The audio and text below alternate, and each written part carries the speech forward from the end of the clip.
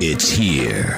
Live on WRJW and online at WRJWradio.com and on our WRJW app. Picayune Memorial High School. Maroon Tide football. Tide roll.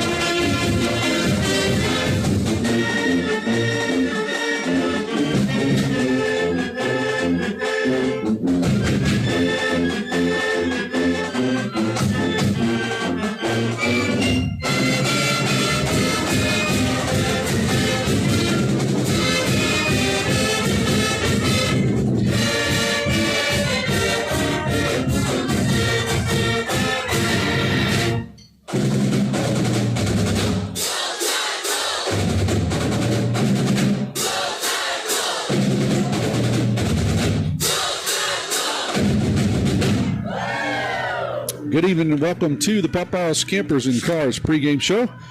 I'm Tommy Upton along with Jacob Feely, Donna Balch down on the field, and Mr. Kevin Rice running the video camera for us tonight.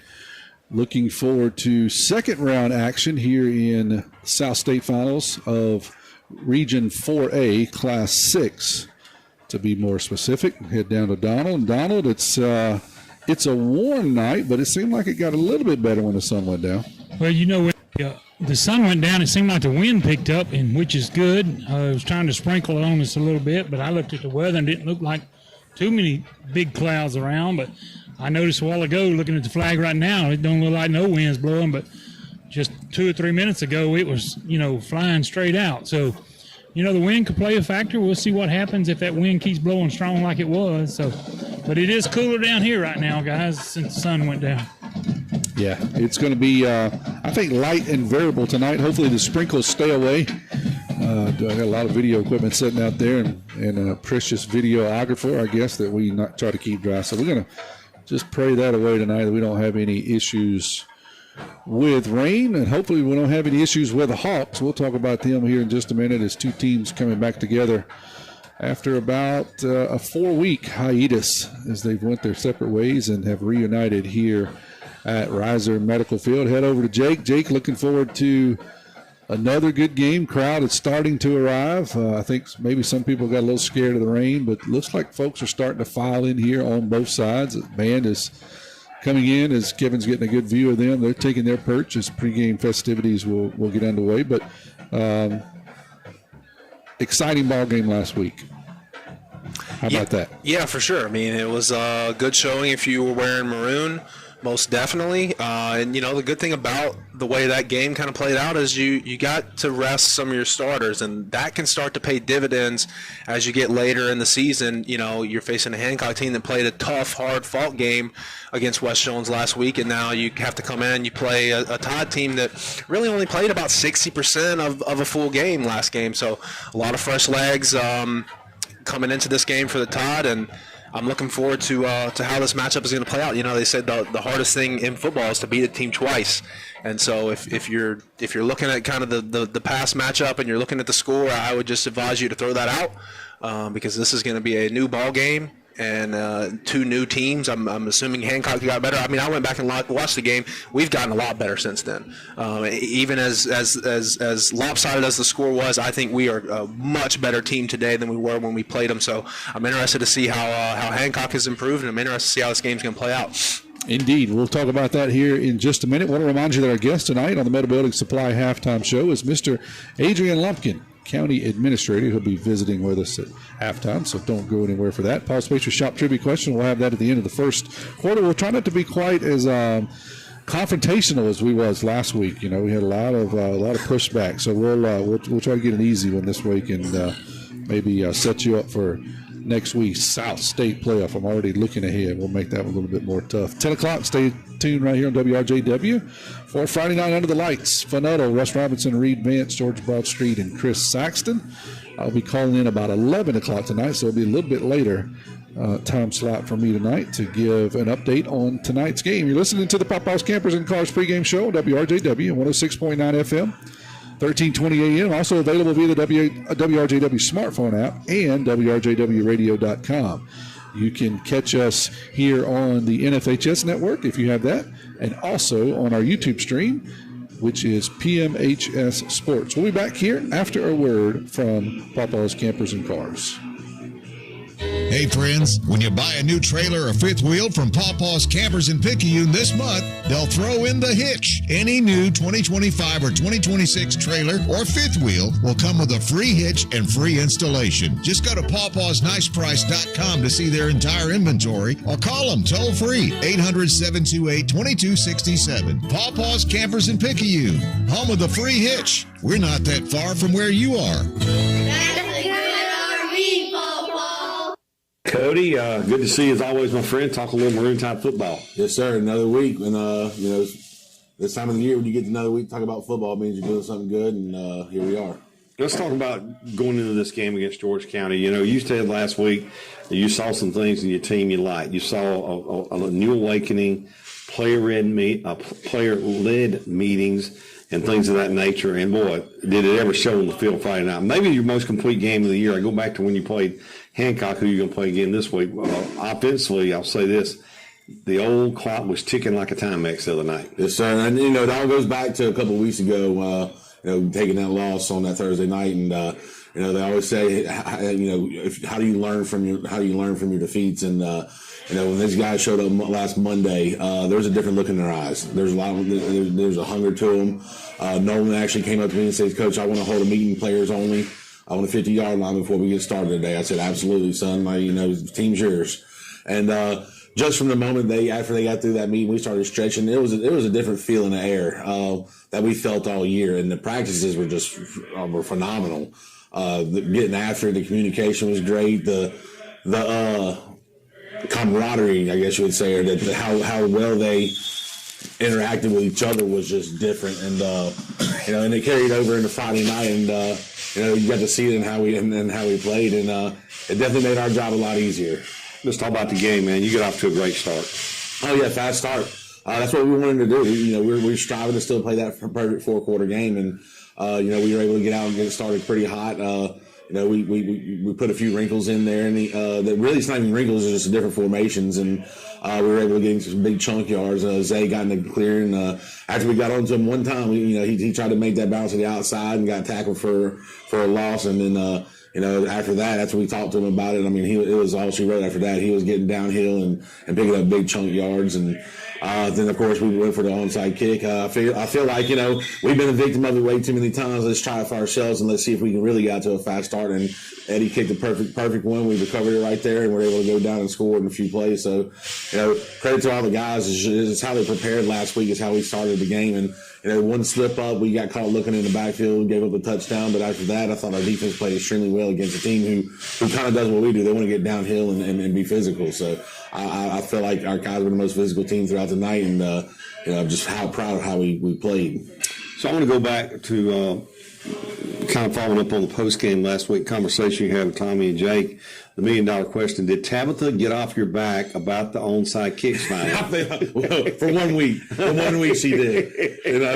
For 1 week she's off my back. Obviously we're still working on it because it's been our Achilles heel this year and in the past. So I've got a little bit of breathing room for right now. So I'm we've been working on it all week to make sure we can keep her off my back on his onside kicks. And you said it in the post game. We got to go back to it. You can't kick it any better than Edgar kicked that one. I mean, you couldn't have thrown it that well. No, you couldn't have, and he placed it just right. We practice. Edgar's he perfects his craft. He's out here every day after practice. Coach Lawler really working on just that aspect of his game because we're asking him to do a lot. He's over there blocking 300-pound guys, and he's got to turn around, kick PATs, kick field goals, and then go and do all the different kinds of kickoffs he's done. So one thing about him is he's out there trying to perfect his craft, and man, you're right. That was just perfect placement. It was a good time, but I think that all goes down to I believe, you got to be lucky, but you got to create your own luck. And we created our own luck with how we prepared all week last week and how we played. Yeah, played really well. Defense, of course, Zay, and of course, the offensive line did their job.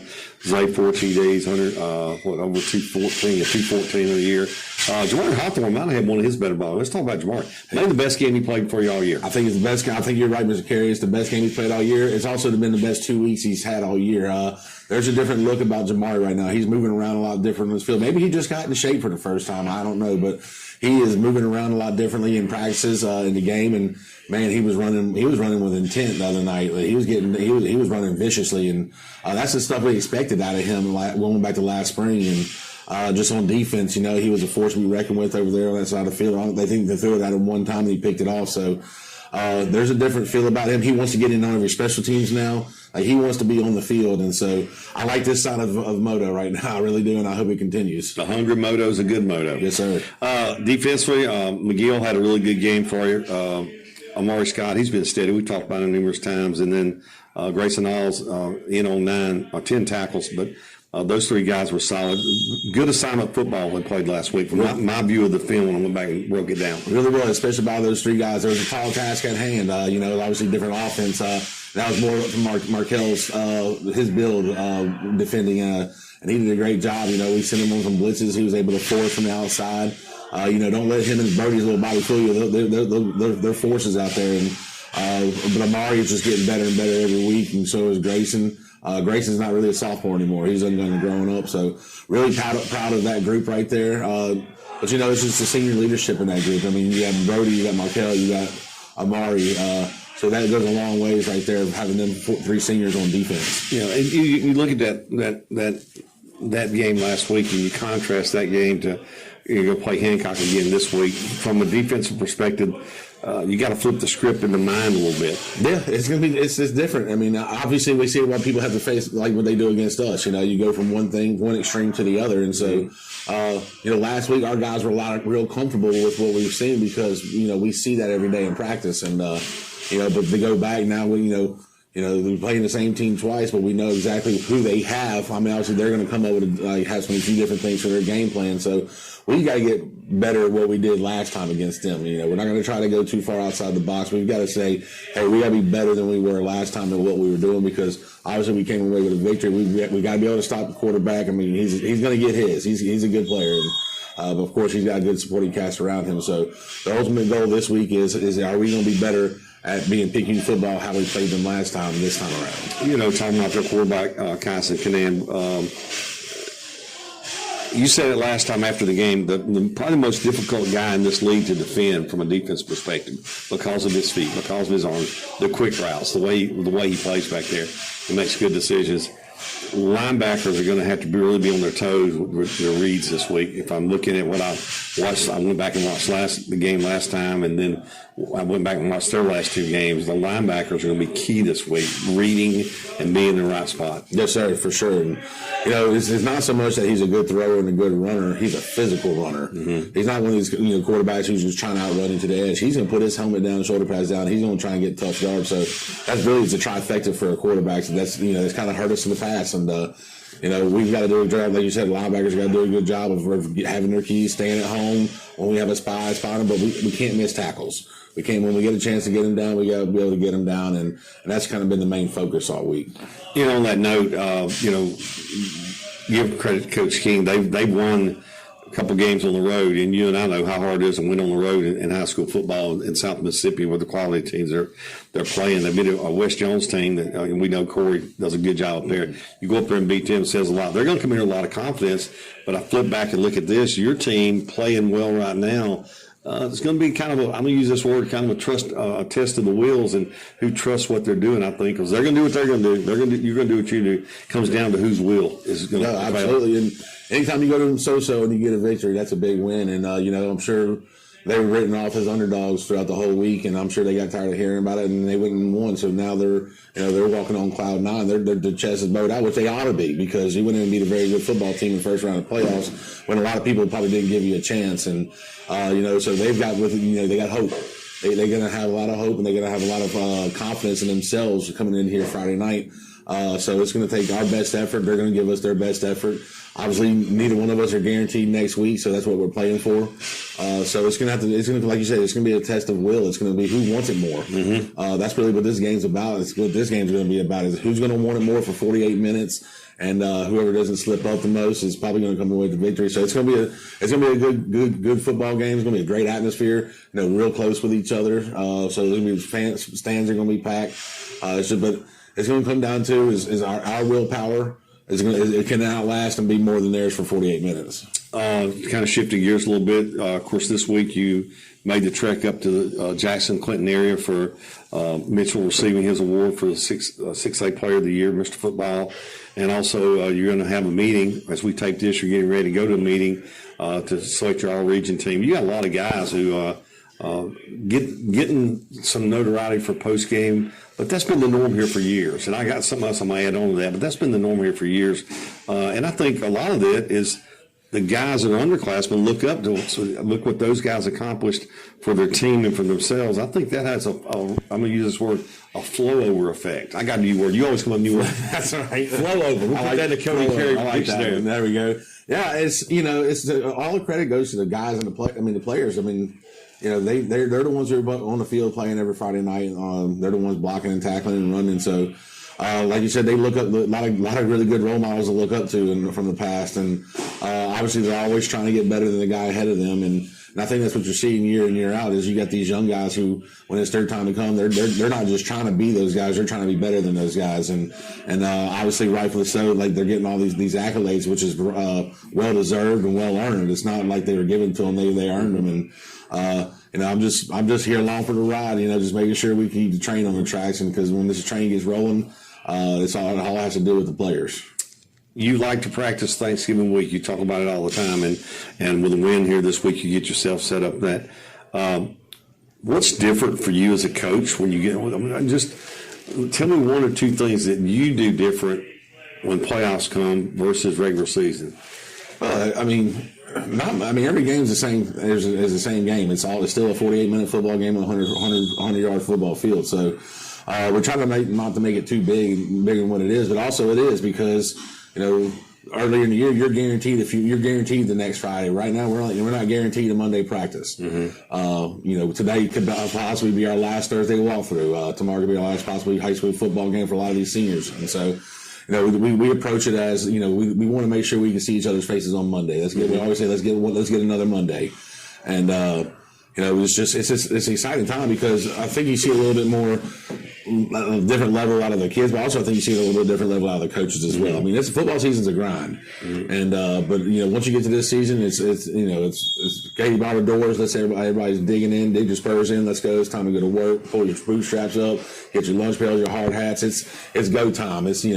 It's not so much like obviously we grind during the season, but it's a little bit different type of grind for these playoffs. And we always want to say, I tell the guys all the time, I hope y'all get to see my pretty face again on Monday. So, but it's just, we expect that here. That's our norm now.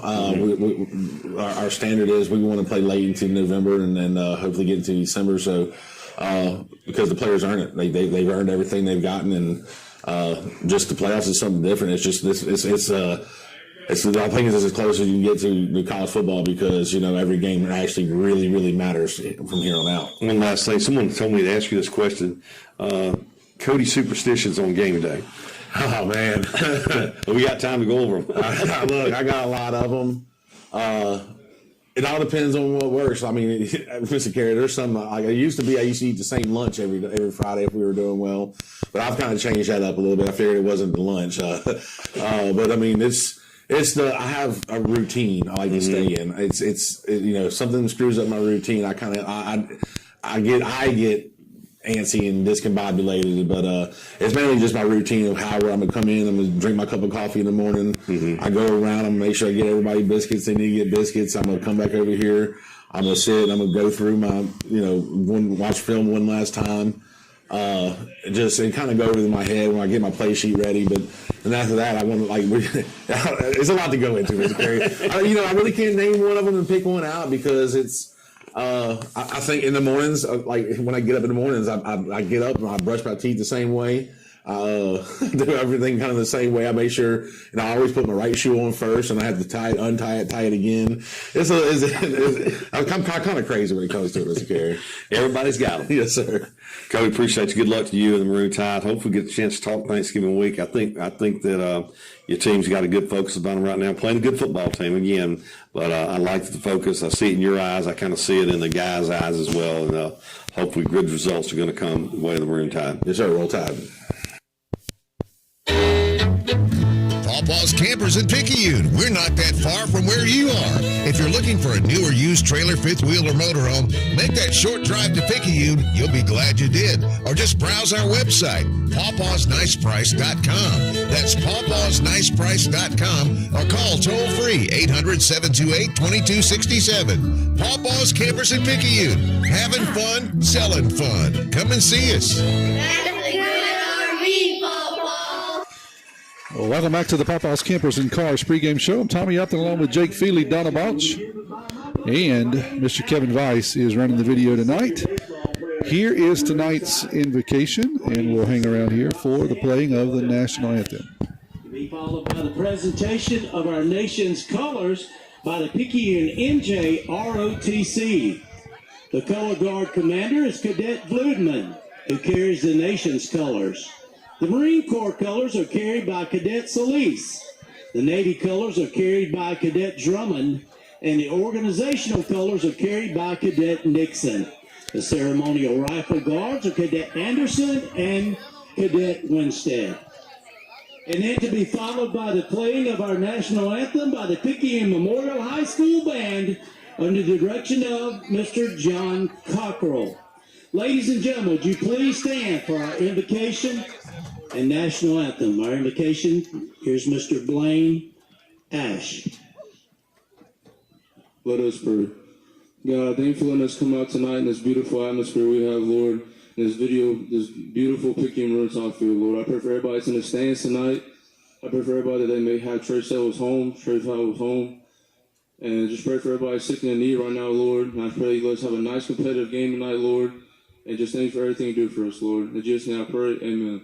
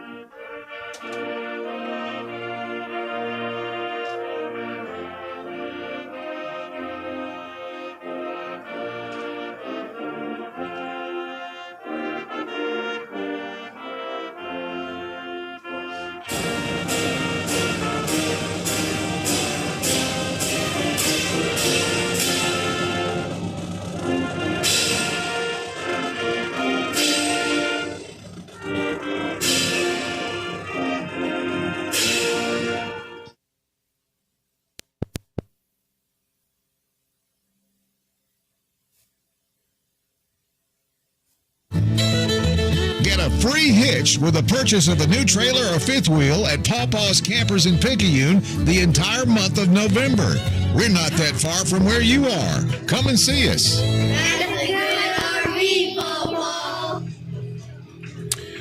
Jake, we've got two teams that came in that are coming into tonight's game really from two different perspectives, right? You got a team that's won the district, other than this one lost late in the season, playing pretty good football. Another team that's kind of struggled a bit up and down just a little bit, kind of slid into the playoffs, but playing pretty good football. What do you expect the keys tonight for the Tide will be?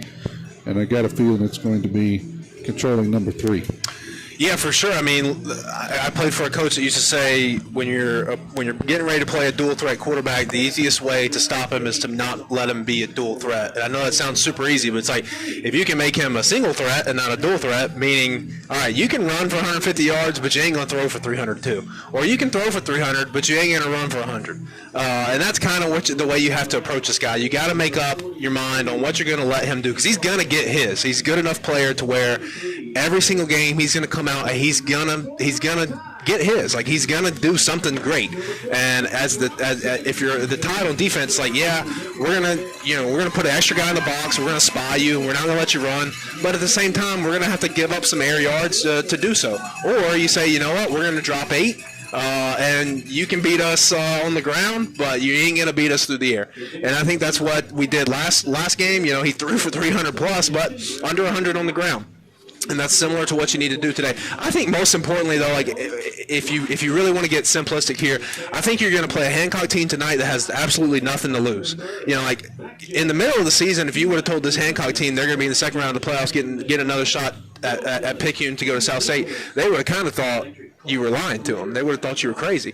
And so, you know, here they are, and they're just going to come out. They're going to play free. They're going to play loose. They're going to give you their best shot. And I think Picayune, you can kind of fall into the temptation of being a little tight because you are expected to win a game like this. And so Picayune's got to play loose, and you got to start fast. We said it last week, and they did a really good job of it. This week, you've got to start fast. You cannot give them any extra hope, any more hope than they already have. They already are full of enthusiasm. They got a big win last week, and they're coming into this game, and they're underdogs again, and I'm sure they're all jazzed up. And you can nip that in the bud early on if you come out and you get off to a hot start. Tonight's coin toss is brought to you by Traffic Jams for all your car and audio security system needs. Let's hear a word from Cole and crew, and then we'll head down to Donald and get the results from tonight's coin toss. When you need audio or lighting for your vehicle, your off-road adventure machine, or your boat, trust the name and people who have been the go-to place in Picayune for over a decade. Traffic Jams has demonstrated their expertise since 2008, and people keep coming back because they trust them. Why gamble with other places that do audio, sound systems, and lighting as just another job, when you can go to the experts who know the importance of every detail and every customer's request? Cole and the crew will take care of you. Don't put yourself in a jam. Go to Traffic Jams and be assured your expectations, your vision, the way you may want to see it and hear it are put in place.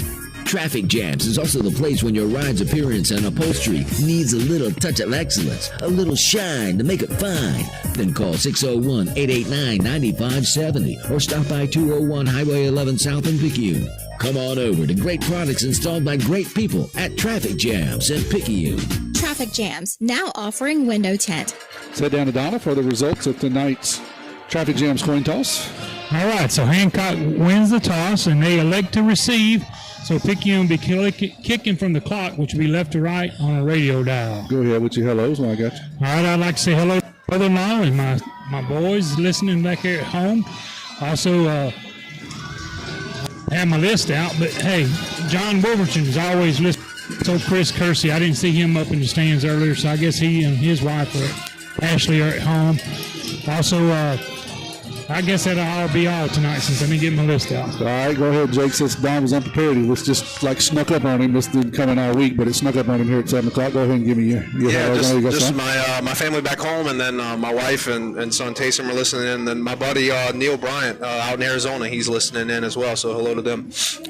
I want to say hello to Uncle Randy Gerald and Aunt Sue listening up in Carrier, Kurt and Katie listening out in Caesar. I want to say, along with the rest of the crew, Logan and Cassidy, and of course the grandbabies Nash and Lance. Hope you guys are listening to Papa, and can't forget Tyler and Paul and Uncle John tonight back out at Hippo eating some pizza and enjoying the game. And then the Clarks have been listening in. Thank you.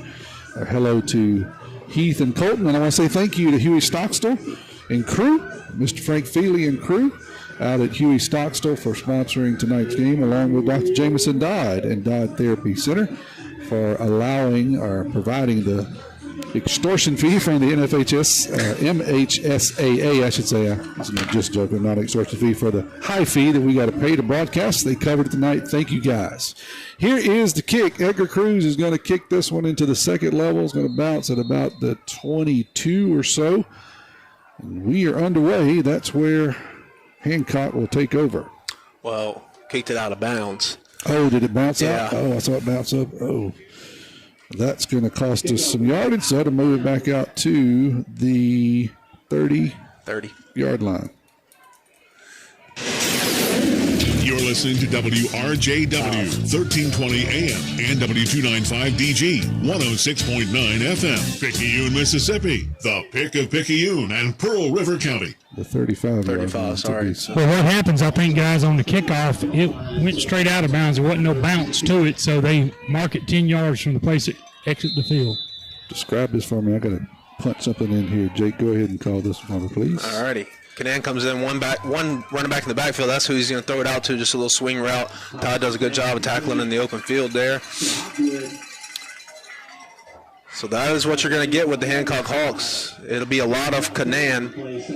It'll be a lot of 4 and 5 wide. It trips to the boundary here early on. 2nd and 5 for Canan. As he looks to the sideline to get a new signal. Todd comes out in a 4-man front. Really like a 4-2-5 look. Looks like we're manned up here. Canan takes a snap, drops back. He's got to set up a screen here. It's going to be picked off. It's going to be picked off, and Canan's going to try. He doesn't make the tackle. That's going to be, oh, they do call him down. They call him down nonetheless. Big interception there by Brody Kirkland. He just reads that screen perfectly, jumps it. Yeah, I think it's D go down, man. I'm going to let you just keep calling that if we're going to get that. I forgot. There's a little bit of setup that happens. You just mute your mic, man. Yeah, I'm just going to mute and just sit down if that's what we're going to do. There's a little bit of setup that has to happen on the replay system, and I realized as we started the game I didn't set it. So thank you, Jake, for covering that. Allow me to set it. I'm just going to be quiet. If you're going to call almost a pick six, but they're going to call slid down on one knee back at the 20. It'll be 1st and 10 there for the tie. So, Tommy, did you not have the replay? Because I didn't see a knee go down. His hand. I did run the replay, and it looked like his knee kind of skidded in there. So I don't think it'd be much of an argument, at least on the replay, what I saw. So it'll be 1st and 10 here from the 21 for the Tide. Colt Robertson will bring them under center. After an interception there, it's going to be a handoff off the right side to Zay Dennis, and Zay Dennis is going to drag a dude across the 2 into the land of milk and honey. One play goes Zay Dennis, as he was not going to be denied inside of the 5. Jake, he had 2 dudes holding on to him, and a third one came and knocked him into the end zone. Yeah, just a really powerful run. Really good start. There's a flag down. Not sure what that's for, but nonetheless, we get the lead there. We get Mitchell Smith up to the 2nd level. He's pushing guys around. He blocked 2 or 3 guys. He's blocking 20 yards downfield, but it was all Zay Dennis there. I mean, like you said, he's dragging Hancock Hawk defenders into the end zone. Nobody was going to stop him. Really good, strong run. Really way to start this game off. Tide making a statement. There is a flag on the field, as Jake said. The officials are talking here. Don, you got any indication what's going on? I think it's going to be an unsportsmanlike against those guys. Against Picayune. All right, we'll see if that's after the play or if they're going to enforce it during the play. So still no signal from the official. He's just going to walk off and not give a signal. So we'll see. Or did he do something, Don, when I was writing? Did he give a signal? No, I didn't see anything. Okay. And Cody's asking the same thing. He's kind of confused. He did, but the players were blocking him. I couldn't see it. Okay. Well, I guess Hancock's going to take it on the kickoff if it was dead ball. I would assume it is dead ball because they're still letting Edgar kick here. So we'll assume it was dead ball, personal foul against the Tide. Now the official's going to have to run from sideline to sideline here and give an explanation. Right, now he's going to get it. So touchdown is good. After the play, unsportsmanlike conduct against Picayune, and that'll be enforced on the kickoff. Yeah, okay. So I think I translated all that correctly. Great job. Edgar Cruz is going to be on with a hold of Tanner Robert. Some pretty bad foul language, according to Coach Stogner. Got it. We don't want to start that this early in the game. Here's a snap back. Tanner makes another pickup off the ground, gets the ball up for Edgar. He kicks it through 7-0. Tide leads it early here in the first. Hey friends, when you buy a new trailer or fifth wheel from Pawpaw's Campers in Picayune this month, they'll throw in the hitch. Any new 2025 or 2026 trailer or fifth wheel will come with a free hitch and free installation. Just go to pawpawsniceprice.com to see their entire inventory or call them toll free 800-728-2267. Pawpaw's Campers in Picayune, home of the free hitch. We're not that far from where you are.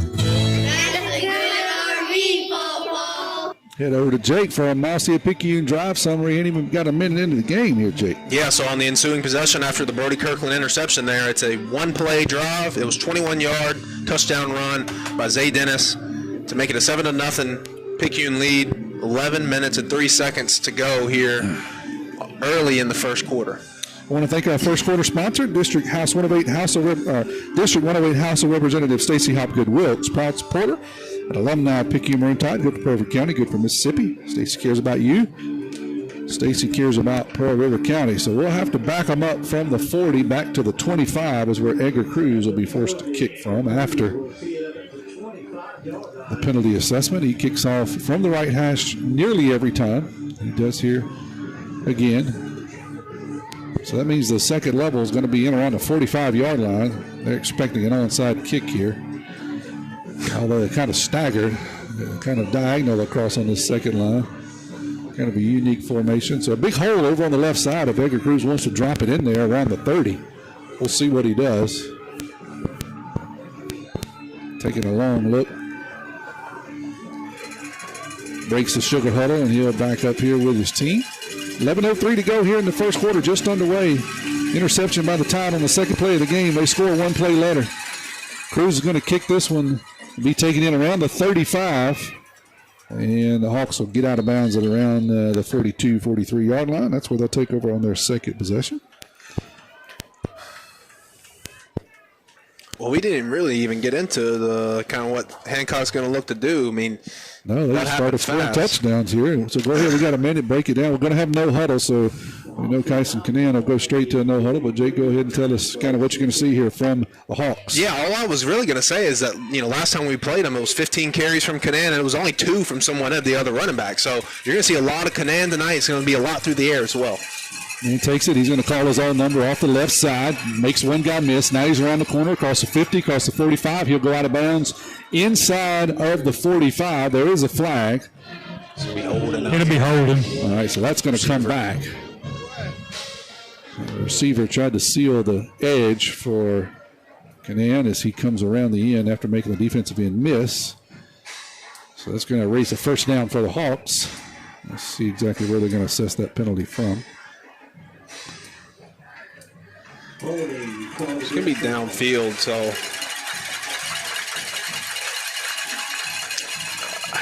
I was going to say, I don't know how you could get to that it's point. The 27-yard looks like holding penalty. Now he's going to back up here at the 45. So 2-yard pickup there by Canan. And that's kind of the trouble that Canan gives you, because you essentially have to add an extra guy to the box, or otherwise you won't have the numbers. You'll have the 5 offensive linemen, you'll have a running back, and then you have him who can run the ball as well. So you kind of have to play with 7 in the box here, but at the same time, they got trips to the right here at 4 wide. So it's a pickle for the Tide defense. 4 wide receivers, 1 back to the right. Canan wants to throw it. Looking, shoulder pump. Now he's going to throw it out here and going to be complete down around the 20-yard line. Good shoulder pump there by Canan, and then he completes the pass to Bryson Thompson down around the 20-yard line. Floats it down there. Thompson had a couple of steps on the defensive back. That's a big chunk play there by the Hawks. Yeah, it was just, man coverage, nobody over the top to help this guy out wide. They isolate him over here on the opposite of the trip side, and he gets a step on him, and then just a beautiful ball there from Canan. 27-yard pass play there by the senior. He's going to call his own number, quarterback power off the left side. He's got a big hole, and he'll go in untouched, completely untouched. That was one of your keys, Jake, is he can't do both of those. Pick one, we've got to stop one. Right, and if you just look at it there's just not enough numbers in the box for the Tide, because what they do is they lead with the running back that's in the box. So they lead up, it's just a lead. It's a quarterback lead. They lead up with that running back, and now you don't have anybody to tackle Canan. It wasn't even a missed tackle. It was literally we just didn't have the numbers to make the play. And so that's an adjustment early on the Tide's going to have to make. You're going to have to bring somebody else down to force on that run. But like I said, it's easier said than done, because then you're leaving a guy out wide with nobody to help. Trahan's on for the extra point. It is up and good. 7-7 is the score. We'll be back here 30 seconds. Nobody protects you from mayhem like Allstate. I'm thick-cut bacon sizzling on your stove. And while you were over there smearing your bagel, this little piggy went on a splatter spree. And if you don't have the right home insurance coverage, you'll be crying wee, wee, wee over this fire in your home. So get Allstate. Jason Pygott has offices in Picayune. Make sure you have the right coverage. Give the Pygott Agency a call today. 601-798-7005. Subject to terms, conditions, and availability. Allstate Vehicle and Property Insurance Company and affiliates, Northbrook, Illinois. Jake, this Master Picayune drive summary, the Hawks answer quickly. Yeah, they did. It was a 3-play, 45-yard drive. And it was the 19-yard touchdown run from Kyson Canan to make it a 7-7 football game. Yeah, and ultimately it was an impressive drive because they had the holding penalty too. So right. they had another big gain there. They kind of got called back. Nice ball over the top on the Tide, and then when they loosen you up with the ball over the top, they just run it down your throat. So it's the dilemma that you get put in with a guy like Canan at the helm. Nathan Trahan is going to tee it up on his right side at the 40-yard line this time for the Hawks. 10:33 to go here in the first quarter, 7-7 ball game.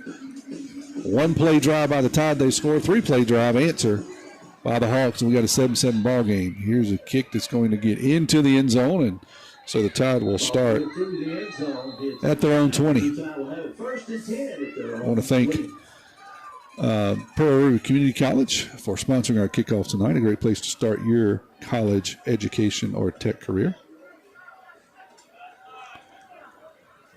So we'll see what the Tide does. 1 play last time. Zay Dennis runs it in from 21 yards after Brody Kirkland INT set that up.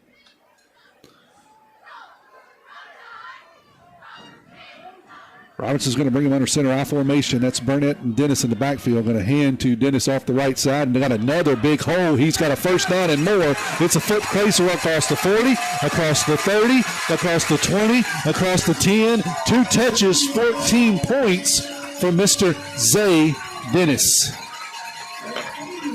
And if we do that, it's going to be a long night. I don't care how many yards Kyson Canan gets. Yeah, I mean, it's interesting because Hancock's running the same exact defense that they ran against us the first time, and it just didn't have a lot of success the first time. I kind of thought they'd change it up. It's just a 4-man front, and we're running that lead. A.K. Burnett does a great job. He blows this guy off about 5 yards off the ball, and that's the second one, man, where I don't think Dennis was touched. Yeah, there was nobody there. It was just he stumbled a bit, and I thought somebody was going to get to the second level. They couldn't get it. Here's the PAT. It is good. 14-7. Tide leads it. It's track meet here early. Looking for a gym to help you become a healthier you? The gym at Picayune is the place to be with its large open facility, modern equipment, and knowledgeable staff led by owner and operator Edgar Woods. The gym at Picayune offers a variety of workouts and classes to meet your specific needs with 24/7 access.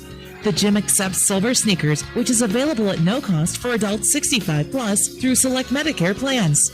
More space, more equipment, more growth. The gym at Picayune. Head over to Jake for another Mousy Picayune drive summary. 1 play, 80 yards. Zay Dennis, touchdown. 14-7, 10:20 to go, and Zay Dennis just Groundhog Day from the last game that we had against Hancock, where he was 16 carries, 340 yards, and 3 touchdowns. He's well on his way to maybe topping that figure tonight. Yeah, it's been impressive here early. You said it. It's just. We'll talk about the defense a little bit more when Tide goes back on offense for the Hawks. But, man, they're going to have to change something quickly because there's just some huge holes that the Tide has been able to exploit on 2 different carries. Yeah, just too light in the box. I mean, that's really. I mean, they're a 4-man front. They have some force guys out on the edge, but we're running it up the middle, and there's just nothing they can do about it. Cruz is going to kick this one off the left side, and it's going to bounce off of the Hawks defender. The Tide's going to get it. The Tide's going to get it. Hit the Hawks player right in the face mask. Bounces up and away from him and right to a Tide defender. That was 22. That's Moto, right? Yeah, that's Jamari. And if you look up, Don alluded to this before the game. Look at that flag. Look at the flags up there. You've seen the kid kind of struggling when that ball was kicked so high, and you've seen him kind of doing the happy dance there to try and get under that ball. He never really could pin it down, and like you said, it ends up hitting him right in the face mask. Just some of that movement up in there in the wind. Hits him in the face mask. Tide gets a fortunate bounce. Jamari Hawthorne hustling downfield. He falls on it. Yeah, I'm not even going to say it. He took advantage of the opportunity. That's what you were trying to say. Man. The Tide's going to take over here on the 27-yard line for their 3rd play of the night. Let's see if they're going to break their streak. Zay Dennis probably had to get a sandwich over there during that little huddle. They're going to hand it to him again. Same exact play, 3 plays in a row. This time, the Hawks are ready for it, and they're going to stop him at the line of scrimmage. So, yeah, you nailed it. if they're not going to stop it, I agree. Let's just keep running it. But this time they do. And it's the lead every time, so it's not the power. And the reason why it's not the power is because they got guys walked up on the line of scrimmage outside of the tackles as a force. So the path of least resistance would be to run it back to the middle. Now they've started to make a little bit of adjustment. They're bringing some pressure on the uncovered A-gap, and that's what you see with the loss there. Loss of one there by Dennis. This is going to be the toss sweep around the right side. He's going to get hit at the line of scrimmage and go down. He may get back to the original line. We'll see. So Hawks, much better success here on this drive than they had on the first 2. They're going to put him back at the line of scrimmage, so he'll get that 1 yard back. That'll bring up 3rd and 10 here for the Tide. Clock rolling, 9:22 to go. Just 3 minutes into the game, 14-7 Tide leads it. Now 3rd and 10 from the 27-yard line. Offset I, Burnett to the left. They're going to have a wingback reverse to Moto. No, that's Jabari Hawthorne, I'm sorry. Jordan Hawthorne, I'm sorry. I was watching him dance. He's going to get very close to an F&B Picayune first down, and they're going to wave him forward, so that will be enough for an F&B Picayune first down. Hometown community spirit, hometown community pride, member FDIC. So they'll put the ball down at the 16-yard line, so 11-yard pickup there by 14. That's what the Tide needed. A little wrinkle on the wingback reverse there, Jake. Offset I again. That'll be the lead. This is Moto in the backfield. He'll spell Zay Dennis, and he'll pick up about 2 on the lead. So the early adjustment here from Hancock is they've bumped into like a 5-man front. So now you got a nose guard over the center. The 2 guards are uncovered, and that kind of clogs things up the middle a little bit more for the Tide. And so now you'll start to see more of the power than you will the lead. 2nd and about 7 from the 14. Clock rolling here, 8:07 to go in the first quarter. Robertson under center, got an I formation. Moto still the tailback. Burnett is the wingback. I'm sorry, the fumble. I think. Yes, it is. Oh, as I was trying to say that, Tide does a toss sweep off the left side.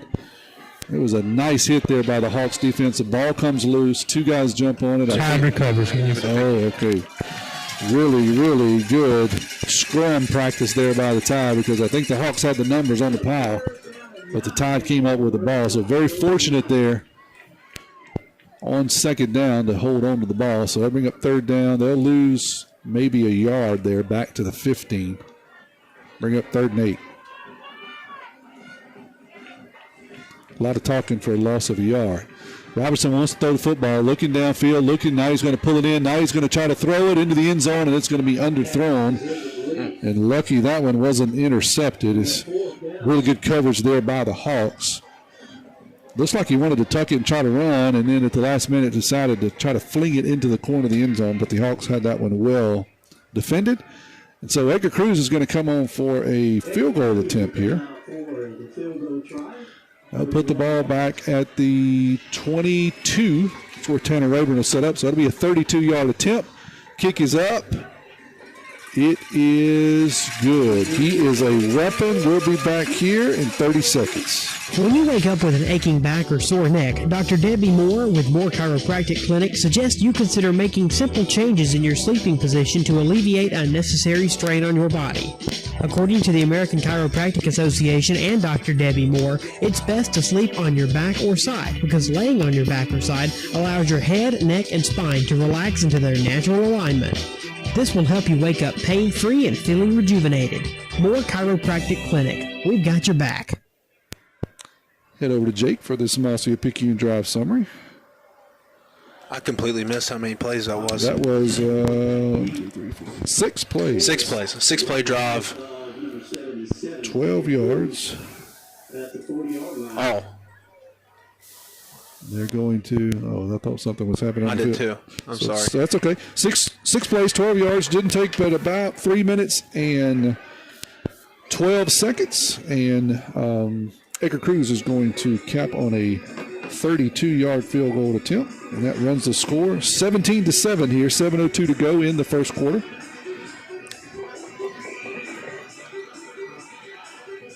Here's Cruz's kickoff attempt. That one's going to be booted deep, and it'll get into the end zone. Canaan's going to try to take it out, but you can't do that. I didn't realize he was taking kick returns back there.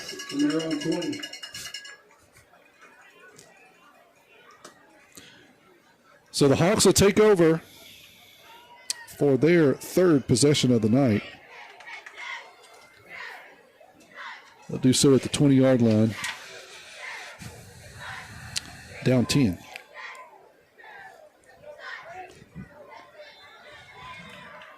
Got 4 wide receivers in the pattern. One back beside Canaan. To his right. He's going to call his own number. It's a power straight ahead, and he's going to get about 6-7 yards. So they've had some success so far, Jake, really running the football and throwing the football. 8 yards in a first down. Yeah, and 8 yards is just going to be it's just going to be too many. It's just too easy right now, and a lot of it has to do. You look at the linebacker depth. You look at the number of linebackers in the box. You're going to have to add somebody else in there. And Dan's going to call it his own number. It's going to be a quarterback keeper around the right side, just a power, and he's going to get the first down and more. So he'll get about another 7 on second down out to the 35-yard line. So we'll see. Have we been able to tell what's different with the Tide's defense here as opposed to the first game? But what we're doing different seems to be they're going to run the ball at will. This time wants to throw the football, get a lot of pressure from Nolan Wilson, just has to throw it away. That's Wilson and Javen Bolden was all over him. And didn't have a whole lot of time to do anything but throw it in the ground. Yeah, so the first thing that really stands out to me about it's the Tide's defensive alignment. If you look, Amari Scott's essentially playing a middle linebacker position, and he's really the only linebacker in the box. You have Alds and you have Kirkland, but depending on the alignment of the Hancock receivers, they kind of bounce outside the box, and so you end up with a light box. Split back beside Canaan. Wants to throw it this time. Got a man across the middle, and that's complete. That'll be enough for another first down for the Hawks. Kind of cleared them out with a couple of routes running down the field and then through just an in-breaking route. And that's enough for about 12 yards there on second down. Yeah, just too much time for Canaan to throw. He really waited for that route to develop. That was his second read there, just picking apart the zone. This time going to hand it off the left side. It's Colton Hopgood. He'll pick up a nice run there on first, about 6 yards, maybe close to 7, out to the 47 of the Tide. Yep, that's just his own read there. You're just kind of reading the defense end. Defense end was playing Canaan, and so it's an easy give for 6 yards. 2nd and 4 here for the Hawks. Man's going to keep it go off the right side. He'll have the first down and a little bit more. Pick up the first down for the Hawks. Here comes Mr. Football for 6'8" this year. Mitchell Smith comes in. See if he can do something about some of that nonsense running up the middle. Well, if you look now, okay, so we got Nolan Wilson and Mitchell Smith on the same side of the ball. I can tell you where I wouldn't run it. I wouldn't run it to the right. I would run it to the left. I mean, first and 10. Sounds simple. 41. And then he's got one back to his left, 4 guys in the pattern, wants to throw the football, getting all kind of pressure and has to throw it away, and he does dump it off, sets up a little screen, I guess, but he just had nobody out there in front of him. Kind of a little pop-off valve out there. He was able to dump it off to the back, and he's going to pick up about 8 yards there on first down. Canaan was running for his life. It was a jailbreak blitz by the Tide, but still able to dump it off to a safety valve, and they'll pick up 8. Yeah, safety valve is a great way to describe it. It's a great job by Canaan because what he does is the Tide brings an extra guy off the edge. They bring Brody Kirkland in as a pressure, but Canan's smart enough to know he's got a hot right there with that, so he throws right where the pressure came from. Kid was wide open in the flat, and it was just enough to pick up 8 yards, and you eliminate the big play in terms of giving up the sack there. Timeout. I want to thank our first quarter sponsor, District 108 House of Representative Stacey Hop Goodwill, proud supporter and alumni of the Picayune Marine Tide. Good for Purvis County, good for Mississippi. Hancock's going to take a timeout. We'll be back here in 30 seconds. Hey y'all, this is Josiah Hickman with First Place Express Car Wash in Picayune. We would like to say a huge thank you to all of our loyal customers. We are happy to serve our local community with 2 locations, Highway 11 North, just past Coast Electric, and on Highway 43 South, just a quarter mile east of I-59 at Exit 4. First Place Express Car Wash is locally owned and operated. You know who you're doing business with. When it comes to your vehicle shine, we will have you saying, if it doesn't shine, it ain't mine. Got to head down to Donald for a Picayune Eye Clinic sideline report. Don kind of riding high there initially by the Tide, but struggling a bit here on this offensive set of series by the Hawks. Yeah, but with our defense, like they're making adjustments. Now Hancock has come in and made some adjustments offensively, I believe. We've already seen one run. Jacob alluded to it earlier. They only had 2 runs besides, Canan, so we'll see what happens, guys. But, the sideline over here is kind of fired up and kind of picked up from where we left off last week. 17-7, Tide leads it here. 4:23 to go in the first quarter. Real quick update, Hattiesburg's up on Gula 7-0. Thank you. Thank you for that. All right, we got second down and about 2 for the Hawks here. Dan's got one back to his right. He's going to toss it to him. Now he's going to try to throw the football, and he's going to tuck it under and try to get the first down. Looks like he wanted to throw it. Had him one man in the pattern, but he was well covered, so he decided to tuck it and get the first down running the ball, and he goes nowhere. I think that's Hopgood again. He's actually going to lose a yard. Back to the 34. So that'll bring up 3rd and 3 for the Hawks. I don't know that I would try a whole lot different. They've been moving the ball well. Canan right, Canan left, Canan throw the football. Yeah, just try to get a look too cute there, but I would look for him to get back to the bread and butter right here when you only need 3 yards. They are. Canan's going to run around the left side. He's getting chased, but he outruns everybody. He's got the first down and more. He's going to be across the 20, and he'll get run out of bounds around the 20-yard line. That'll be another big gain there as he just takes quarterback power around each side, and he kind of outruns the defensive end, and then he's got a lot of green grass before somebody gets there.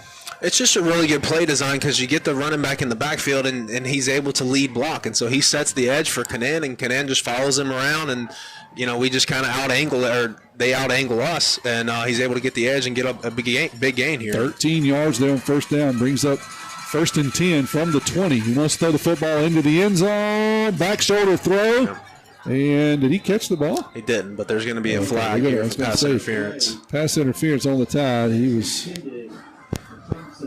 getting molested there going into the end zone, but that's kind of what you got to do if you're a Tide defender here. You're going to get beat. Do what you got to do to keep him from catching the ball.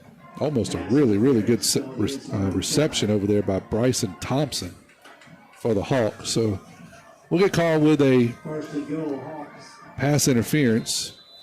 Just nosed inside the 10-yard line. We'll say it's 1st and goal because they put it on the 10-yard line. So the Hawks will take over 4 wide receivers, 1 back to Canan's left. And somebody's going to move. They're going to throw a flag and say that somebody in the white jerseys moved, which is the Hawks. I believe one of the linemen picked his hand up. Is that what it was? I didn't see anybody into the big movement, but the guy in the back come running in. Said somebody did, so that'll set them back to the 15. Be 1st and goal now from the 15 for the Hawks. 3:17 to go here in the opening quarter. 17-7, Tide leads it. Hawks has got 1st and goal, though. Split backs beside Canan. 3 wide receivers. Going to hand it off. No, pull it back, try to run around the right side, and then he dumps it off into the flat. Zone read, and then tries to run, kind of rolls to the right. Hits the back out of the backfield. And he's going to pick up really no gain as Tide is able to run him out of bounds laterally. It's going to bring up Well, we're going to give him 1 yard on that officially. We'll give him down to the 14. So 2nd and goal now from the 14. Clock rolling 3. No, we run out of bounds, so it stopped 3:09. Not bad. Tide trying to get a big stop here. Hawks are deep in Tide territory. And then takes a snap, looking downfield, wants to throw. Now he's going to pull it back. He's trying to run, still wants to throw the football. Got a man out into the right flat. He's going to complete the pass inside of the 10. Good defense over there by the Tide. As we tackle him in space, that's Moto on defense down around the 8-yard line. So that'll bring up 3rd and goal after a 6-yard pickup.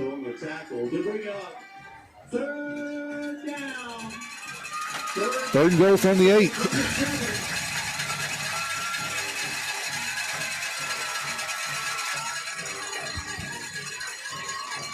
One back to Canan's right. 4 wide receivers in the pattern. 3rd and goal. Canan's going to roll to his right. Looking. Now he's going to tuck it and try to turn upfield, and he could not do it. Who was that? Brody Kirkland. Brody Kirkland makes a great open field tackle as Canan runs by. Shoestring tackle, but it was effective. Canan's going to pick up maybe 2. It's going to be 4th down from the 6. And it looks like the Hawks going to keep the offense on the field.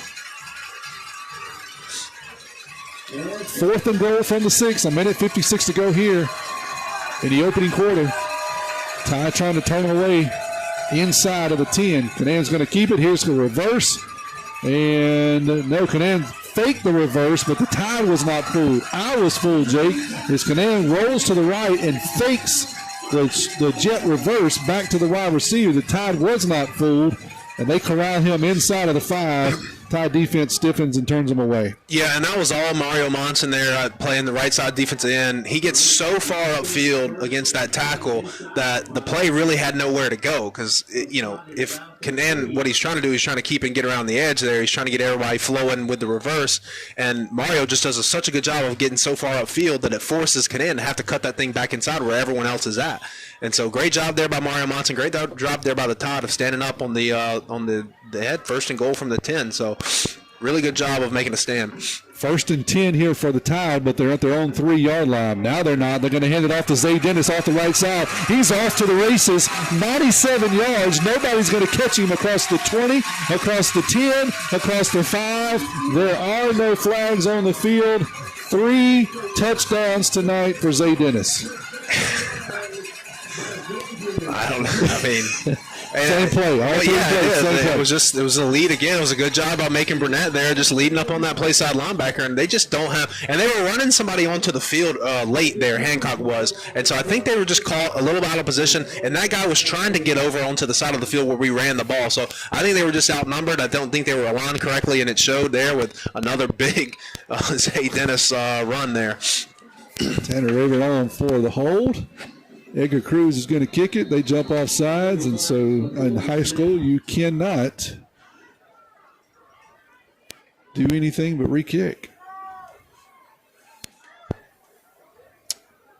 think District 108 House Representative Stacey Hopgood Wilkes, proud supporter and alumni of Picayune Maroon Tide. Good for Purple County, good for Mississippi for sponsoring our first quarter tonight. Edgar Cruz is going to line up once again here for the PAT. Tanner Raven has done a fantastic job this year of getting some snaps that were a little bit off key and putting them in place. He does once again.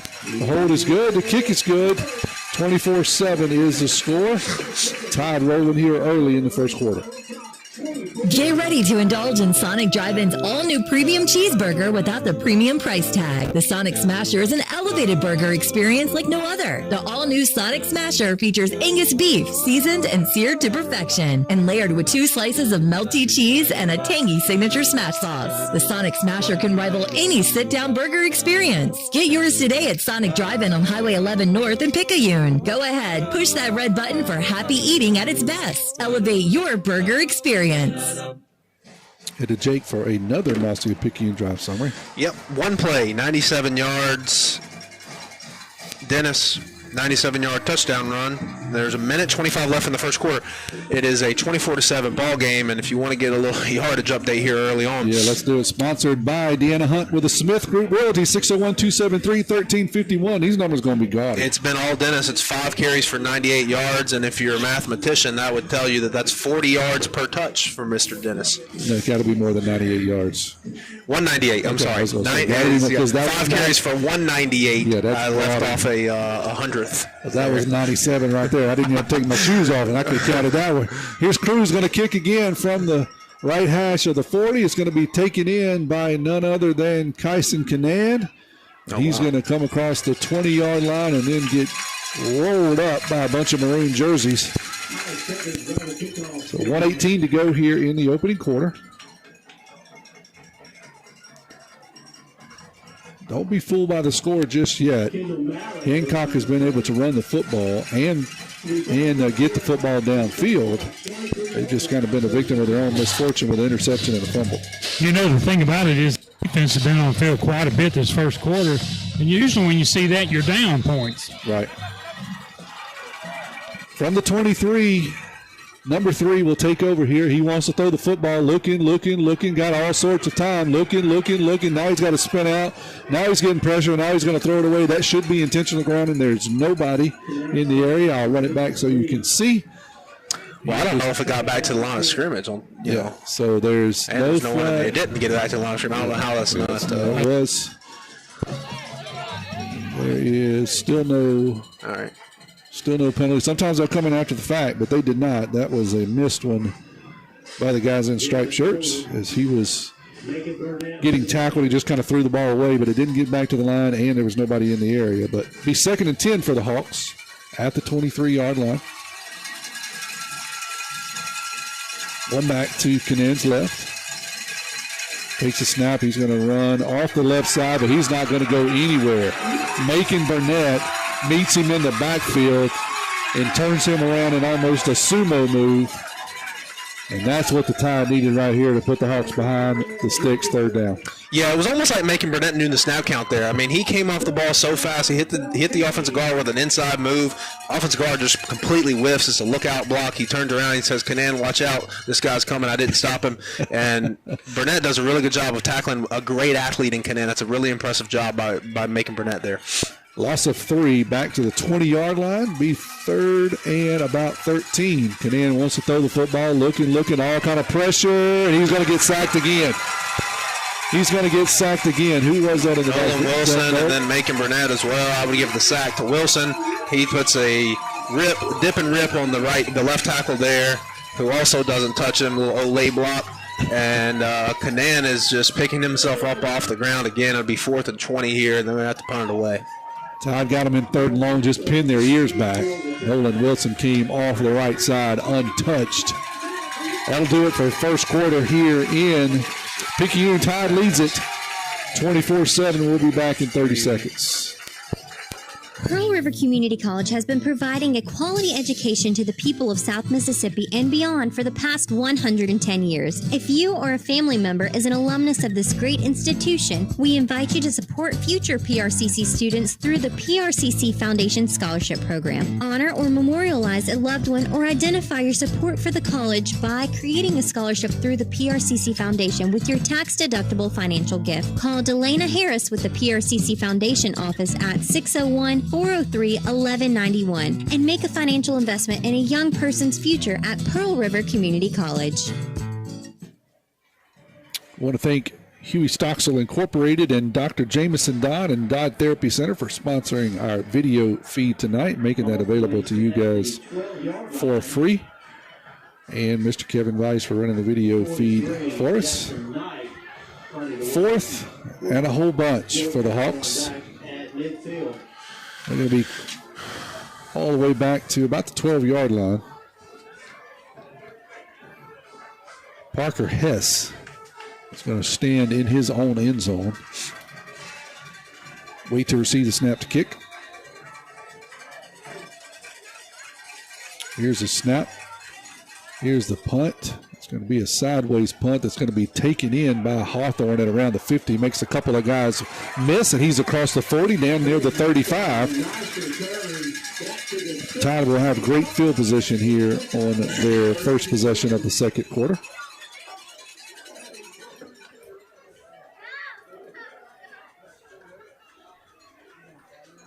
Tommy up along with Jake Feely, Donald Balch tonight. 24-7 Tide leads it here in the second quarter. Looking to add to that as they take over on the Hawks' 36-yard line. Looks like McKinley and Dennis in the backfield. Going to be a pass attempt. Got to throw it into the tight end, and he is wide open and just falls. And he's going to be down at the 1 yard line. That's one of those that he was so wide open that you just kind of floated up there, which is what Colt Robertson did. And Ontario kind of got backwards and was falling, and he fell. Nobody around him, but he falls down at about the 1 foot yard line, and Tyler will have to punch it in here. But that was actually Jordan Hawthorne coming in from wingback. Oh, was that Hawthorne? It was.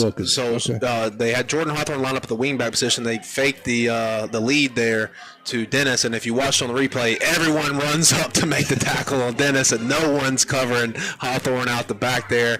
Great throw from Colt. Great catch from Hawthorne. Sets us up at the 1, and it'll be Macon for a touchdown. That one was easy. Tide adds to their score. 35-yard pass there, completion from Robertson to Hawthorne sets up a 1 yard TD run there by Macon Burnett. Sometimes you got to feed the big guys, right? Exactly right. That's his first carry tonight, and it's a 1 yard touchdown. He can probably call it a night. He's got a big tackle for loss. He's got a touchdown run. We sure did miss him. Absolutely. Here's Cruz for the PAT. It's up, and it's good. 31-7 is the score here at Lee Triplett Stadium. Thanksgiving is upon us, and it's time to make that call to Paul's Pastry Shop in Picayune and let them do your cooking. Paul's home-cooked Thanksgiving dinner includes baked turkey or ham, cornbread dressing, giblet gravy, cranberry sauce, rolls, 2 vegetables, 1 casserole, 1 salad, and dessert, all for $165. Hurry and place your order by November 19th, and your Thanksgiving dinner will be ready for pickup just in time for your guests. Paul's Pastry Shop in the Top of the Hill Shopping Center, number 1 Sycamore Road in Picayune. Call 610-798-7457. Over to Jake for the Mossier Picayune Drive summary. Yeah, it was 2 plays. It covered 36 yards after the great return there on the punt, and it was the 1 yard touchdown run for Macon Burnett to make it a 31-7 game, set up by the 35-yard pass from Colt to Jordan Hawthorne, put us down on the 1.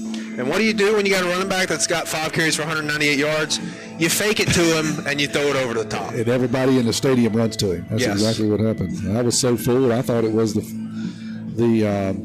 tight end. He was so wide open. There was nobody around him. And as a quarterback, that's one of those you just like, oh, my gracious, don't let me throw it in the dirt.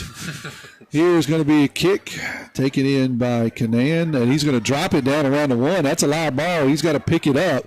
Tide kind of stopped there, but they're still going to get him pinned inside of the 10. He's going to get away, go down the left sideline. He's across the 35, across the 40, across the 45, and that's why he's electric, Jake, is we had him dead to rights inside of the 10. He makes 17 guys miss, and next thing you know, he's out around midfield. Yeah, I mean, he's truly a do-it-all guy. I mean, it's really impressive. It's hard to really even put into words how impressive it is for your quarterback to return a kick that he drops on the 3 yard line. I mean, and pick up 45 yards. He's obviously got very sneaky speed, and because you watch guys and they take bad angles against him a lot, and what that is like the guy running the ball is moving a lot faster than you perceive him to be moving, and so it sets up these defenders taking awful angles.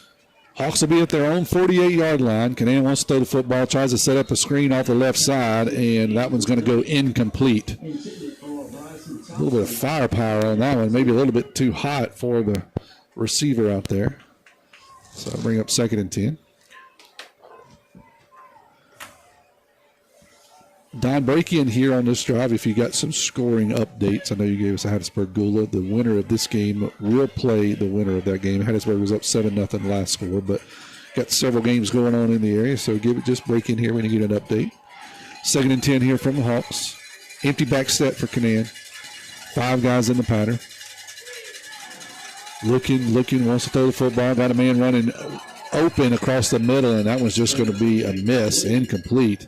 Had a guy across the middle. Just missed him low. 3rd down and 10.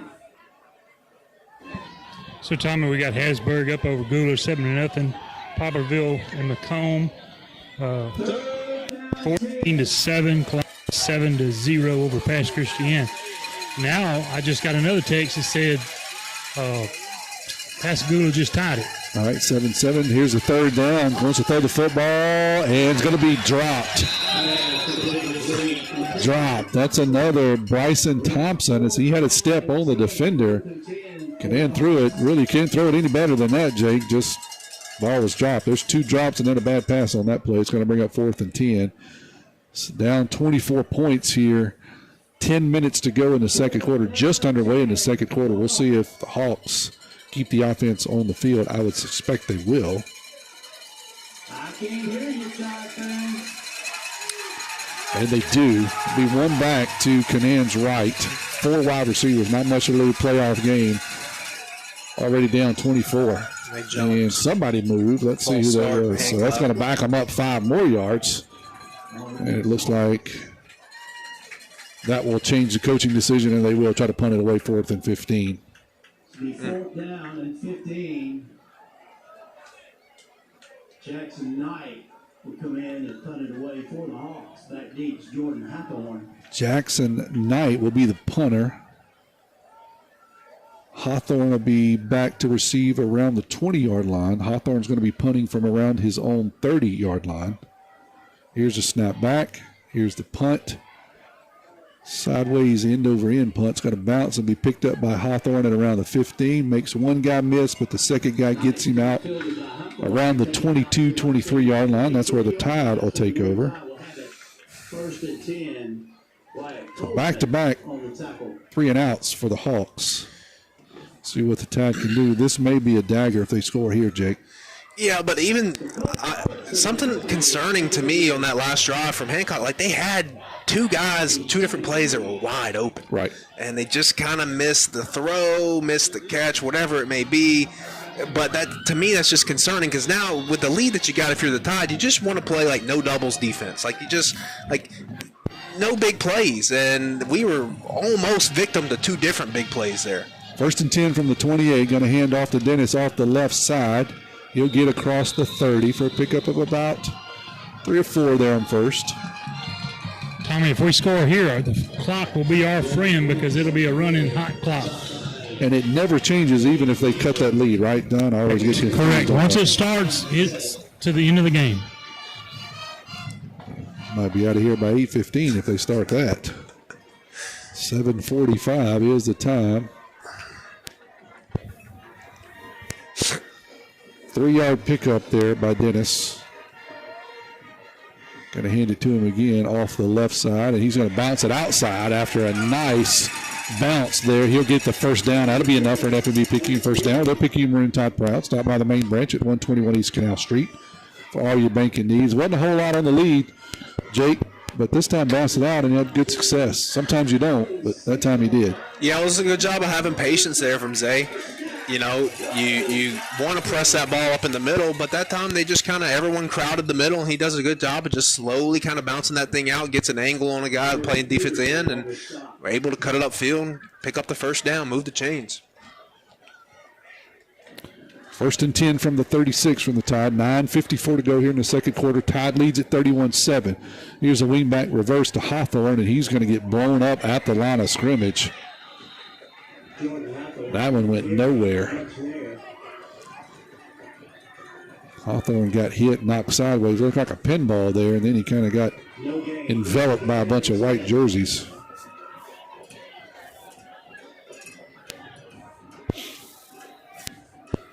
So 2nd and 10 here for the Tide at the 36. Fortenberry's going to go out wide right.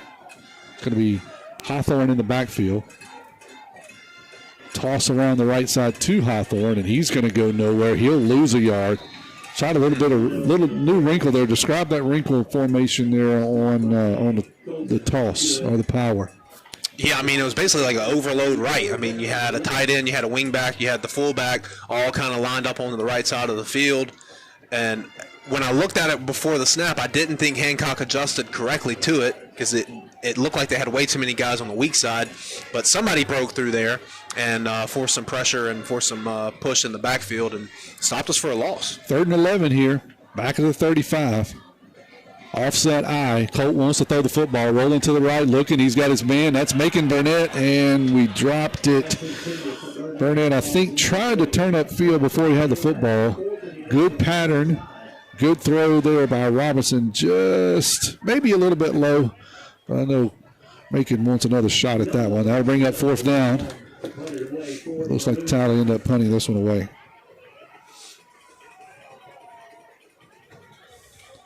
Thank our second quarter sponsor, the gym at Picayune and Edgar Wood, saying roll, Tide, roll. One of the biggest punters in South Mississippi, Mr. Nolan Wilson, boots that one way inside of the 20.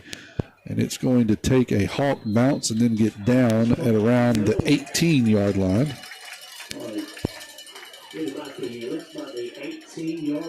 So Wilson's first punt of the night.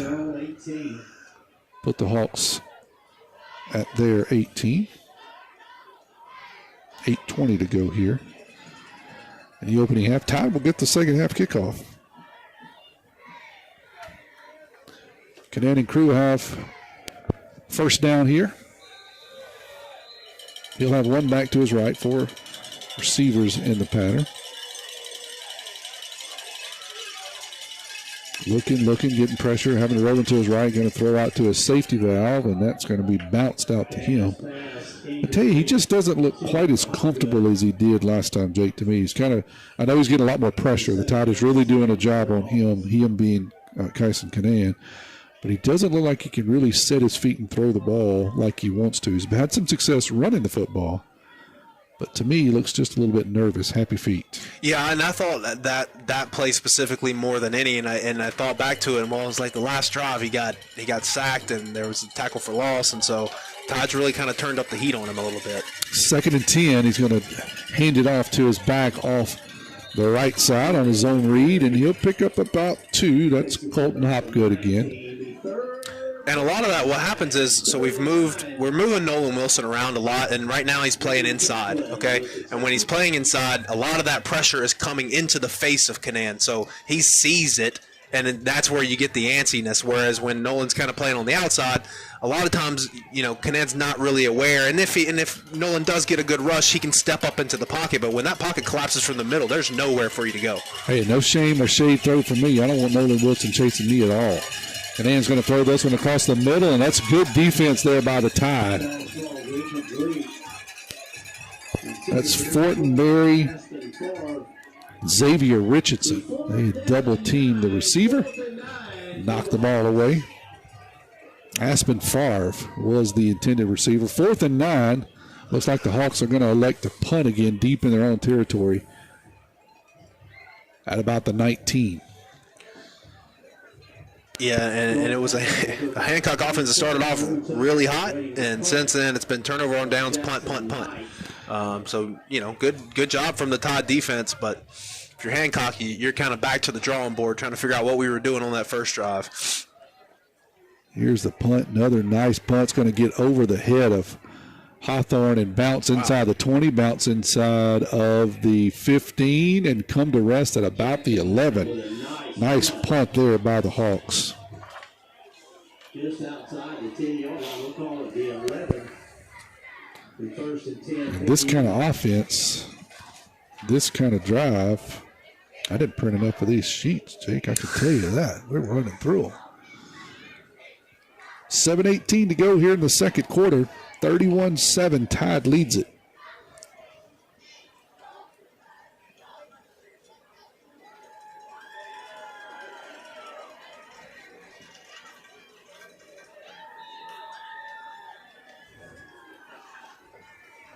Colt Robertson going to break the huddle. We're going to say they're going to start this one at the 11-yard line, deep in their own territory.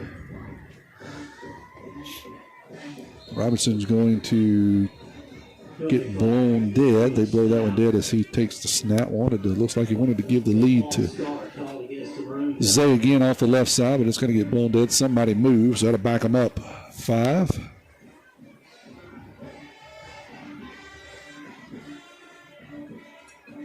I guess they said half the distance on that one because they're only going to put it back to, oh no, that's right, back to the 7. That's right. 1st and 15 now for the Tide. Hawks trying to get something going defensively other than that last punt. Tide offense has been able to score at will so far. 2 wide receivers out to the left. Going to be a handoff to the left to Dennis. He makes a couple of guys miss, bounces it outside. He's across the 10. He's across the 15. He's across the 25. He's across the 30. He's across the 50. He's going to score. Nobody's going to catch him, but it's coming back. There's all kind of flags back there. I got to believe somebody held. Well, no, it's a block in the back. So that takes away a really, really nice run there by Zay Dennis as he made a couple of guys miss at around the 20-yard line. Sidesteps another defensive back, and then nobody was there to run him down the remainder of the 70-something yards, but it's all for naught. Yeah, I'll tell you who's going to be most disappointed in that flag there. A.K. Burnett ran all 94 yards with Dennis. And, Dennis can come out. And look, he's getting water right here as he walks back to the huddle. Because they can come out, but A.K.'s got to go back in. That's right. I mean, spoken like a man who's had to do that before. Yeah, that is not very funny. You're right. Burnett ran the entire 94 yards as a personal escort. And then some other knucklehead gets a penalty and erases it. So where are they going to put the ball down?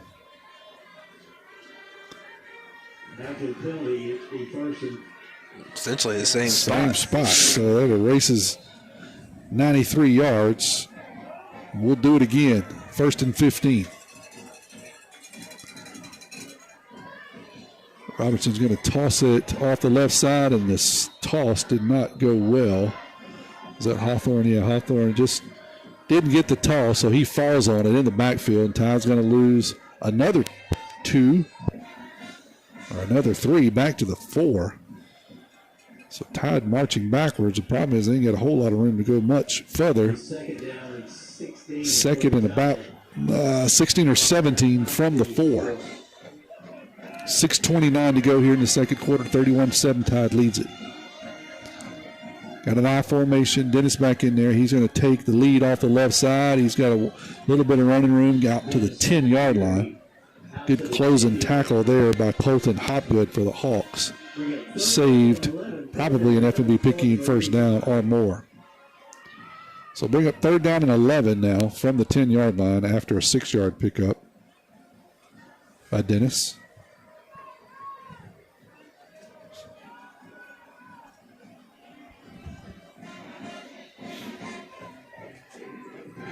I want to thank the gym at Picayune and Edgar Woods for sponsoring our second quarter tonight.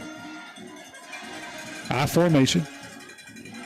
Robinson's going to throw it out here in the flat. Tried to set up a little screen to Hawthorne and just missed that one. So that's going to bring up 4th down at the 10-yard line, and Tide looks to punt it away.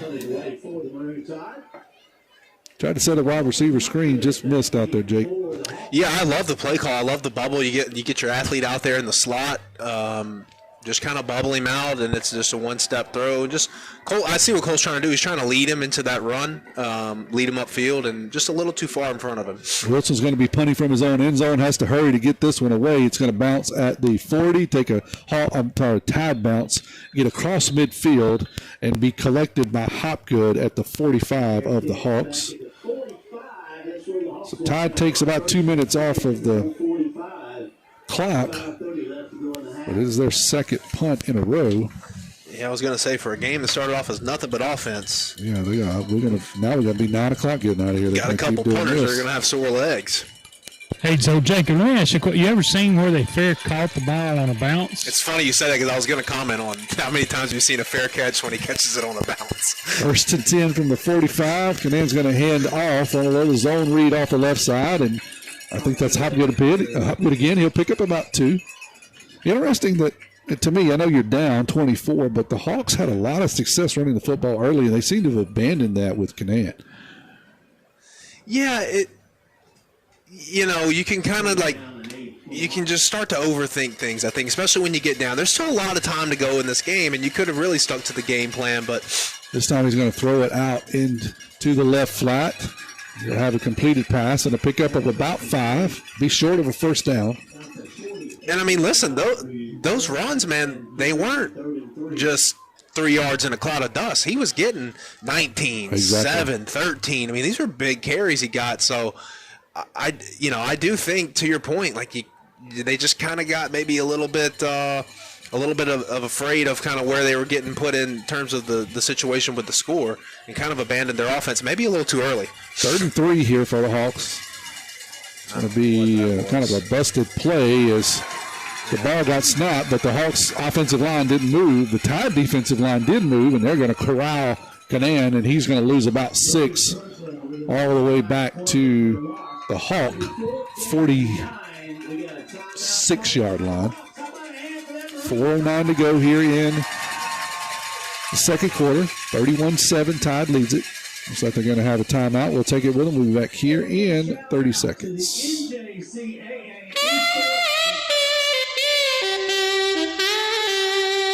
Scott Hillary and Hillary Law Firm, PLLC, focuses primarily in the areas of divorce, child custody, wills and estates, DUI, defense, and personal injury, where he has served a wide variety of clients throughout South Mississippi. As a longtime resident of Picayune, Scott works personally with each client to create a personalized plan to achieve goals set based on their individual legal situation. Call 769-242-0375 for an appointment. Mr. Hillary understands that no cases are identical and that each legal matter requires a unique and individualized plan based on each client's specific needs. So the Hawks in the huddle after the timeout. It's going to be 4th and 9 from the 46. 4:09 to go here. Clock stop. Looks like they're going to keep the offense on the field. And I think, Jake, you know that they abandoned, in my opinion, their offense a little early here. Still had plenty of time. A lot of offensive action early, but Hawks were throwing punches, and they kind of resolved to just try to throw the football here. And then wants to throw it again. He's got all kind of pressure, and he's going to get slung down in the backfield. Was that a Ghana? It was Kylan Agana, and he got back there so fast I thought it was a linebacker on a stunt, and it was just a defensive lineman that made a really great move at the line of scrimmage there. He gets back there untouched. Mario Monson comes in, helps him clean it up, but this is kind of the result of, to your point earlier, this is the result of you kind of abandoning that quarterback run, whereas now the Tide has really realized you're going to be one-dimensional, and so they can kind of pin their ears back and get upfield as pass rushers and not have to worry about staying responsible for those run lanes, and at the same time drop back into more guys into coverage because they're not worried about defending the run anymore. 11-yard loss there on 4th down. Turnover on downs. Tide will take over at the Hawk 35. 4:02 to go. They lead 31-7. Going to be a handoff off the left side to Zay Dennis. He'll pick up 5 on first down.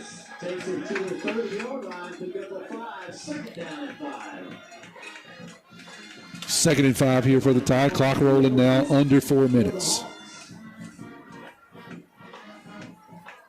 Tide will receive the second half kickoff. I think this could be a dagger if they could punch it in here. High formation. Going to be a handoff to Dennis off the left side. He gets pulled back violently. I hope he's okay. Somebody kind of reached out an arm and jerked him back. It's going to be just short of an FNB Picayune first down. Be 3rd and short here, less than a yard, after a 4-yard pickup there by Dennis. Just an update, Hasbro went up 14-7, so, and I did my math wrong a while ago. We got 2 scores we got to get. Gotcha. It'll be a handoff to Macon Burnett. He'll have the first down on the quickie off the left side. He'll get inside of the 25. That'll be enough for an F&B Picayune first down. Checking savings, loans, mortgages. If you need it, they got it. F&B Picayune, your hometown bank. I'm going to give him 2 there officially. After this play, I'm going to head over to Jake for a yardage update. Deanna Hunt with the Smith Group Realty, 601-273-1351. That'll be a handoff to Dennis off the right side, and he is going to get into the end zone once again untouched. I tell you what, Jake, whenever they get into that formation, the lead just deadly. Yeah, it's a great little wrinkle. You get Zay Dennis in the offset position there, and Macon Burnett still playing the fullback, and so the fullback kind of runs like he's going to run the power, and then Zay cuts across, and so it's almost like a little veer action there. Nonetheless, the linebackers were really confused. You had one linebacker flowing with Macon, thinking it was the power, and it leaves a big hole up the middle for Zay. Here's a snap back on the PAT. Another good hold there by Tanner Rayburn, and a good kick. 38-7 is the score. I'll give you the Mossy Picayune Drive summary when we come back. Hello, Maroon Tide fans. This is Deanna Hunt, a Picayune native and a graduate of Picayune Memorial High School. I am a local real estate agent with the Smith Group Realty. Whether you are ready to buy or sell, I would love to help you with any of your real estate needs. Give me a call today at 601-273-1351. I am Deanna Hunt, a proud supporter of Picayune Maroon Tide and your local real estate agent with the Smith Group Realty. Call today and let's find you the perfect home. Roll, Tide, roll. All right, Jake, how about a combined Mossy Picayune Drive summary and a yardage update? Yeah, it was a 4-play, 35-yard drive, and it was capped off by Zay Dennis with a 29-yard touchdown run. That 29-yard touchdown run gives him 11 carries for 255 yards and 4 touchdowns tonight, making it a 38-7 football game with 2.5 minutes left to go in the first half. So over 250 for Zay Dennis in one half of play. Wow. You're listening to WRJW, 1320 AM and W295DG, 106.9 FM, Picayune, Mississippi, the pick of Picayune and Pearl River County. Cruz's kickoff is going to be taken at around the 25 by the Hawks and brought back across the 35. So 2:27 here to go. Nice tackle. In the first half, 38-7, Tide leads it after that score. 2:27 left to go in the first half. They're going to spot it at the... There's that yardage update sponsored by Deanna Hunt with the Smith Group. As Jake just read, it's been gaudy numbers for Dennis. Hopefully he'll get a little bit of a rest here in the second half. Hawks are going to take over at the 36-yard line. Canan and crew, he'll have one back to his left. He's going to keep it himself, run off the left side, and he's going to get a first down. And I think that's something we talked about, Jake, they kind of abandoned. You can change the game pretty quickly when you get 12, 13 yards a pop. Yeah, it's exactly that. And, you know, when you look back at it prior to that last touchdown, their defense had made us punt twice. So had you kind of stayed in your offense and stayed in rhythm with what you were doing, this could be a different ball game. 13-yard pickup there, 1st and 10 from the 49. This time he wants to throw it, looks out into the flat, completes it to number 1. That's Hopgood, and good tackle out there by the Tide. Cam Quinn in space, 1-on-1, and it'll be no gain.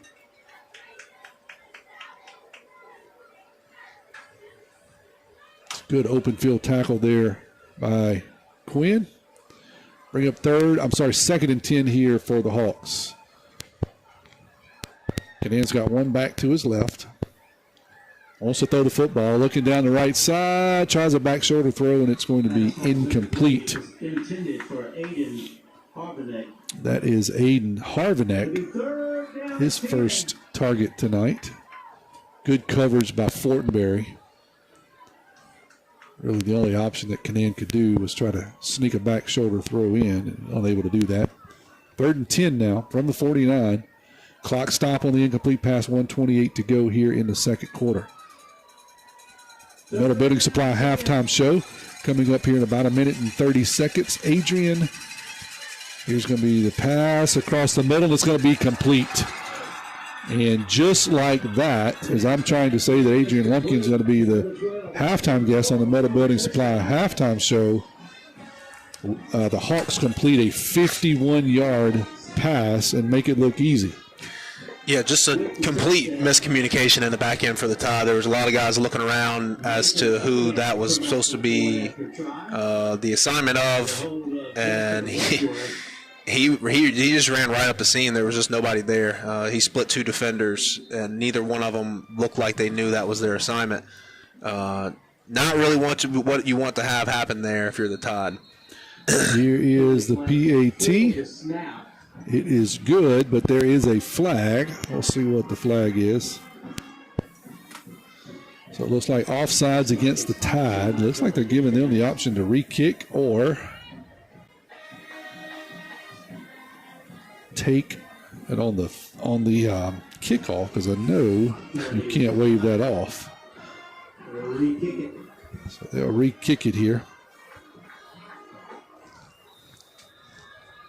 Yeah, I was saying that Adrian Lumpkin's going to be our halftime guest, and they just ripped off a 51-yard pass play. And now they successfully execute the PAT. 31-14 is a score. We'll be back with the Marcia Picayune drive summary here in 30 seconds. For over 60 years, Fortenberry's Meat Market has been known for the best selection of quality steaks, fresh-cut meats, and country smoked sausage.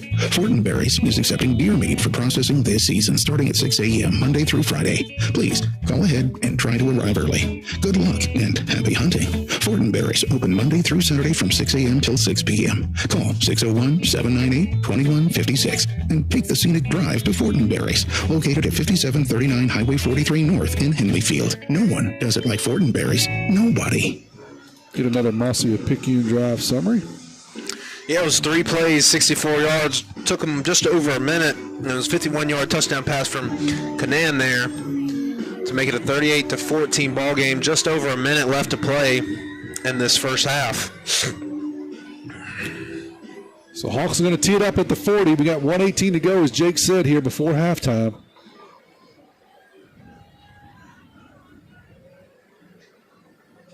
Here's the kick. It's going to be taken in around the 10-yard line by Fortenberry. He looks to set up a return. Makes a couple of guys miss, and he'll get out across the 20-yard line. So that's where the Tide will set up shop here. Minute 12 to go before halftime. All right, guys, an update from Hattiesburg, 14-7 at halftime. Is that Hattiesburg still up? Yes. Poplarville up over Macomb, 35-12, and that's one of those teams that beat Poplarville early on in their region to make them third in their region. So, all right. Tide's going to set up at the 23. As I said, 1:12 to go here before halftime. They will get the second half kick. 38-14 is a score. I formation. Sorry, going to be split max. Behind Fortenberry, he's going to hand off to Dennis off the left side, and he'll pick up about 2 there on first down. Congratulations, we said it earlier, but congratulations to Mitchell Smith, being Mr. Football in 6A classification across the state of Mississippi. That's a big honor. He's a big man.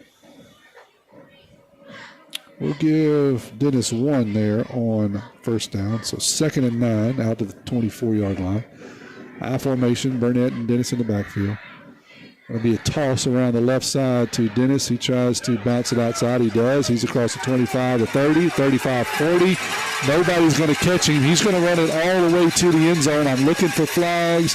And I don't see any. Another huge run there by Dennis. Seems like once he gets to the outside, the Hawks just have no angle on him to be able to run him down. Well, and I thought they did.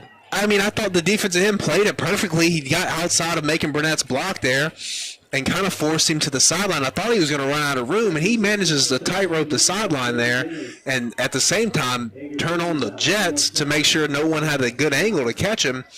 I didn't think he was going to go, and that was really impressive to watch. Yeah, he's just showing out now. 76-yard run. Here's Edgar Cruz, PAT. It's up and it's good. 45-14. See you back here in 30 with the Marcia Picayune drive summary.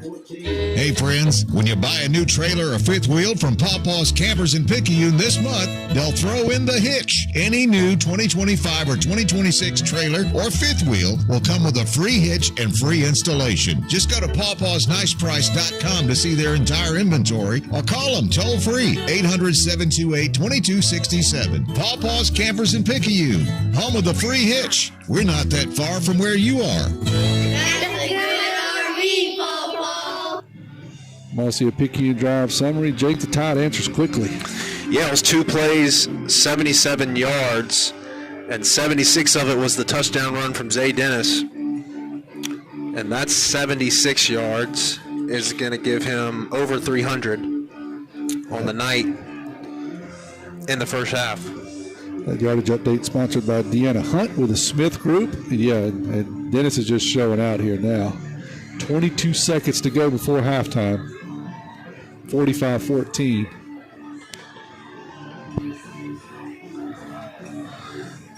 Edgar Cruz is going to tee it up from the right hash. Here's the kick. It's going to get over everyone's head and into the end zone. Head down to Donna for our Picayune Eye Clinic sideline report. Donna, got a feeling some of the young guys are going to get to play in the second half. If we come out and we score on that first drive, if we hold Hancock here to the end of the half, then that would put us up to 35, and you are guaranteed that we'll see some, especially the fourth quarter for sure. I want to thank our second quarter sponsor, the gym at Picayune. And Edgar Woods, they are saying roll, Tide, roll. Hawks are going to take over at the 20 with 22 seconds to go here before halftime. 45-14 is the score. Empty back set, 5 wide receivers in the pattern for Canaan. He's looking, getting pressured, running for his life. Nolan Wilson is chasing him. He gets the ball away and completes it out to Hopgood across the 30-yard line. And that'll be enough for a first down. Gerald Wells just texted me and said, how many yards Zay has? Can you tell me again how many? He's got 333. 333. 13 carries. 13 carries in the first half. Hancock has used their final timeout. We're going to hold it right here. 5 touchdowns. Because you know what we did not do, Jake? You let me forget once again about the Paul Spacer Shop Mardi Gras Cafe trivia question. 601-590-5950, 601-590-5950, 601-590-5950. Paul's Pastry Shop, Mardi Gras Cafe trivia question. Text your name and the answer. Among the current SEC schools, who has the most 1,000-yard rushers? Among the current SEC schools, who has the most 1,000-yard rushers? First and 10 from the 31. After 11-yard pickup, Canaan wants to throw it. Throws it out into the sideline. A little flea flicker. They're going to flick it back, or I guess a little hook and ladder, I should say, as they hook it back to another receiver. And they're going to get across the 50-yard line. So pulling out all the stops here. 4 seconds to go. Paul Spacer Shop, Mardi Gras Cafe trivia question. Text your name and the answer, 601-590-5950. Among the current SEC schools, who has the most 1,000-yard rushers? They'll get across the 50-yard line down to the 47-yard line. They've got 4 seconds. Canaan's got the arm if they can buy him a little bit of time here. Yeah, it looks like the Tide's going to take a timeout. We're going to hold it here. We can get you the results. I'm getting all kind of text here. Let's see if anybody's won it yet. Don't call me. I can't. I'm talking on the radio with Jake. So, this is one of those trick questions, I believe, whenever, like Kerry used to do. Say it was easy, and then all of a sudden you get one that's kind of difficult.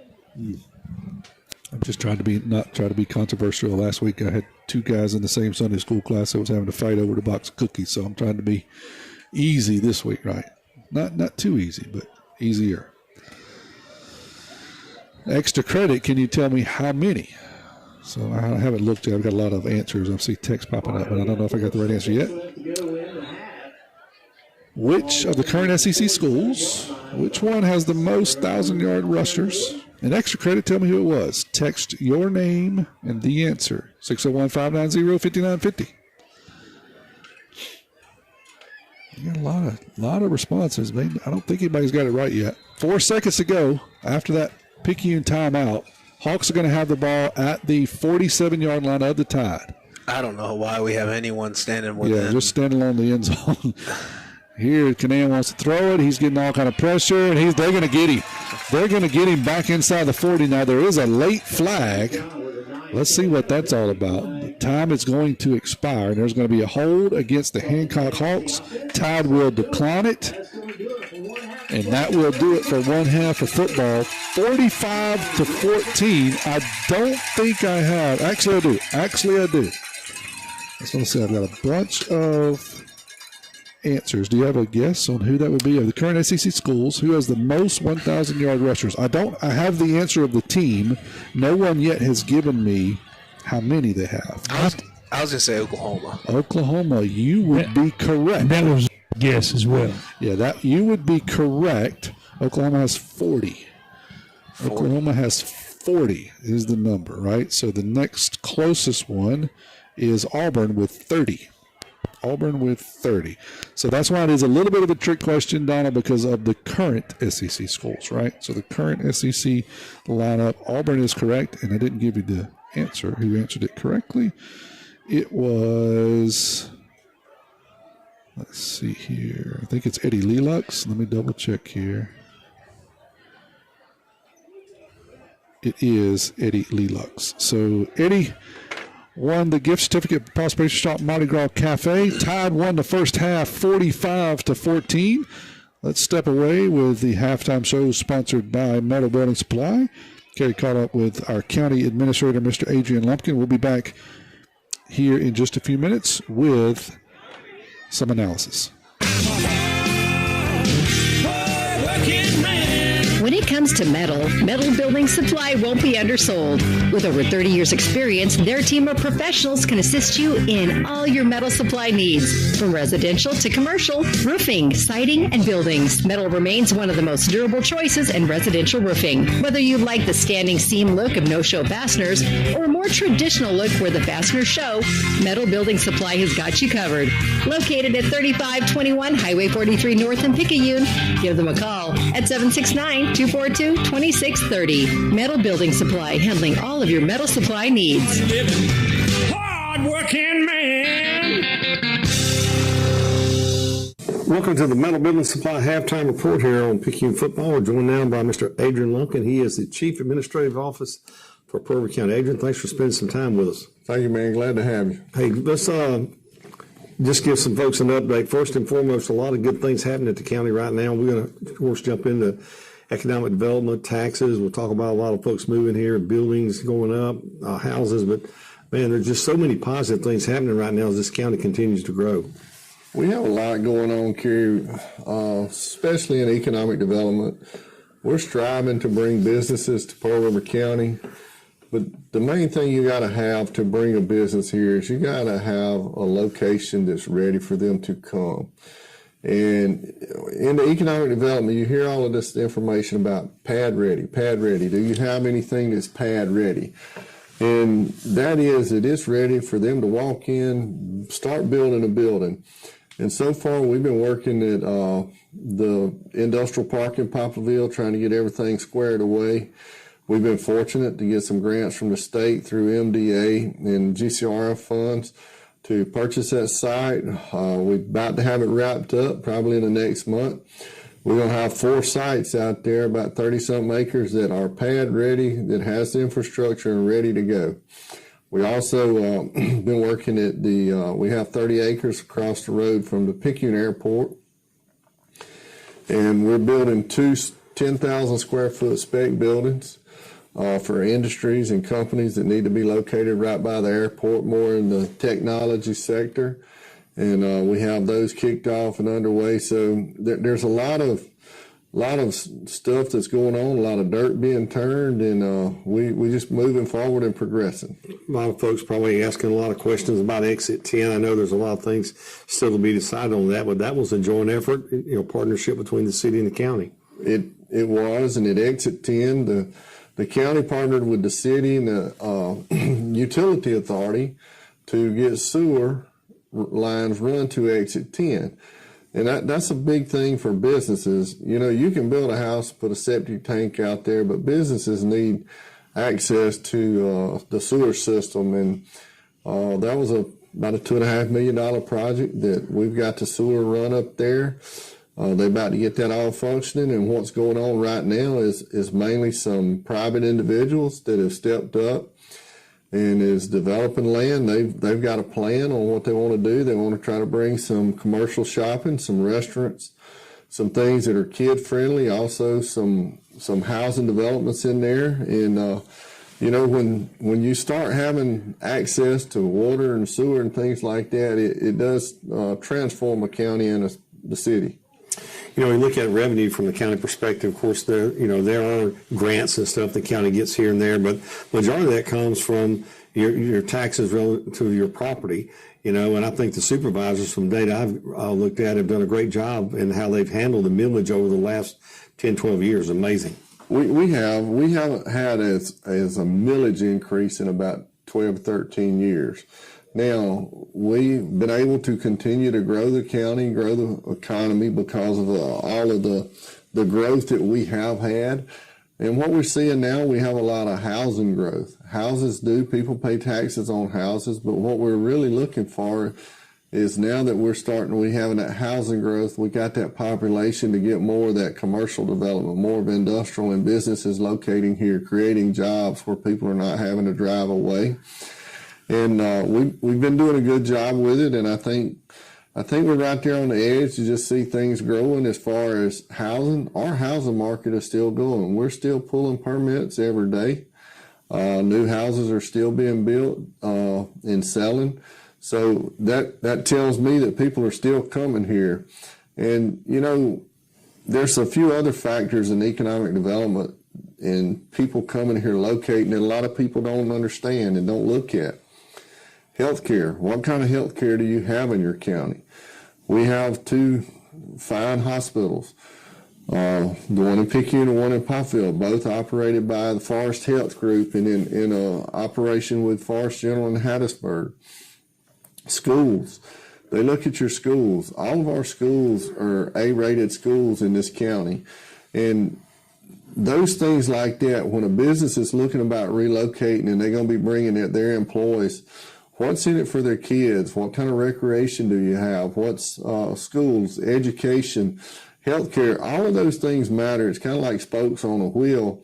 And you got to continue to focus not on just one spoke on the wheel, but all of them. You mentioned schools. You know, it's the first time in history that all 3 of the high schools in the county have been A-rated. Of course, Pearl County District, Pearl Central, as a lot of folks like to call it, and Poplarville, they've been A-rated quite a times as a district. And Picayune's on the heels of that. Man, you talk about that. That's one of the first things people look at, and we are very blessed to have those schools and also the partnerships with those schools and things they do within the county. It is, and not only are those schools top-notch rated, we have Pearl River Community College as one of the fastest growing in the nation, one of the best, and they're expanding every day, giving workforce opportunities and giving kids that leave Pearl River County High School ability to go get your first 2-year degree at Pearl River, and then if you want to advance or get into the workforce. But education is high. It's a priority to businesses and companies, and we've done a good job, and I would say shout out to all of the school administrators because, hey, I know it's a tough job getting all of the curriculum, getting everything, and it seems like the administration has a lot of stuff piled on top to get to these ratings, but it does matter and it does pay off when you get all those jobs done. On that note, talking about education, I mean, you know, you grew up in a household where education was prime. Your father was a huge part of progress here many years ago. When you look back at the progress that's been made over the years, your father being part of that, man, the schools, the facilities, all the activities, things have just blossomed here. And again, it goes back to that quality of life you talked about. Right. That's why I'm not in education. He was in education for 40 years. I didn't go to education route. My sister didn't go to education route. We have a ton of aunts and my grandfather, aunts, mom and daddy. So, tons of educators in our family. But, you talk about that. You look at the campus at Pearl River Central today. He was superintendent from 1980 to 92. that campus don't even look like it did. He was on the college board. Pearl River Community College, when I graduated, it was still junior college. You can't even find the campus now. It's just encompassed by the growth and everything, and their steady building. So education-wise, we're working very good, and I think we moving forward as we can. We're going to take a break here on our report here with halftime at Maroon Tide football, brought to you by Metal Building Supply. We'll be back right after this. When it comes to metal building supply won't be undersold. With over 30 years experience, their team of professionals can assist you in all your metal supply needs. From residential to commercial, roofing, siding, and buildings, metal remains one of the most durable choices in residential roofing. Whether you like the standing seam look of no-show fasteners or a more traditional look where the fasteners show, Metal Building Supply has got you covered. Located at 3521 Highway 43 North in Picayune, give them a call at 769-242-2630. Metal Building Supply, handling all of your metal supply needs. Hard-working man. Welcome back to the Metal Building Supply Halftime Report. Adrian, before I let you go, I want to touch base on a couple of things. One, the amount of information that's available on the website, PerryCounty.net, and I'm going to brag on a young lady, Brooke Barnador, who's what she's done with that website, the information she's been able to tie there, the maps and everything else. There's not many counties that have what we have online.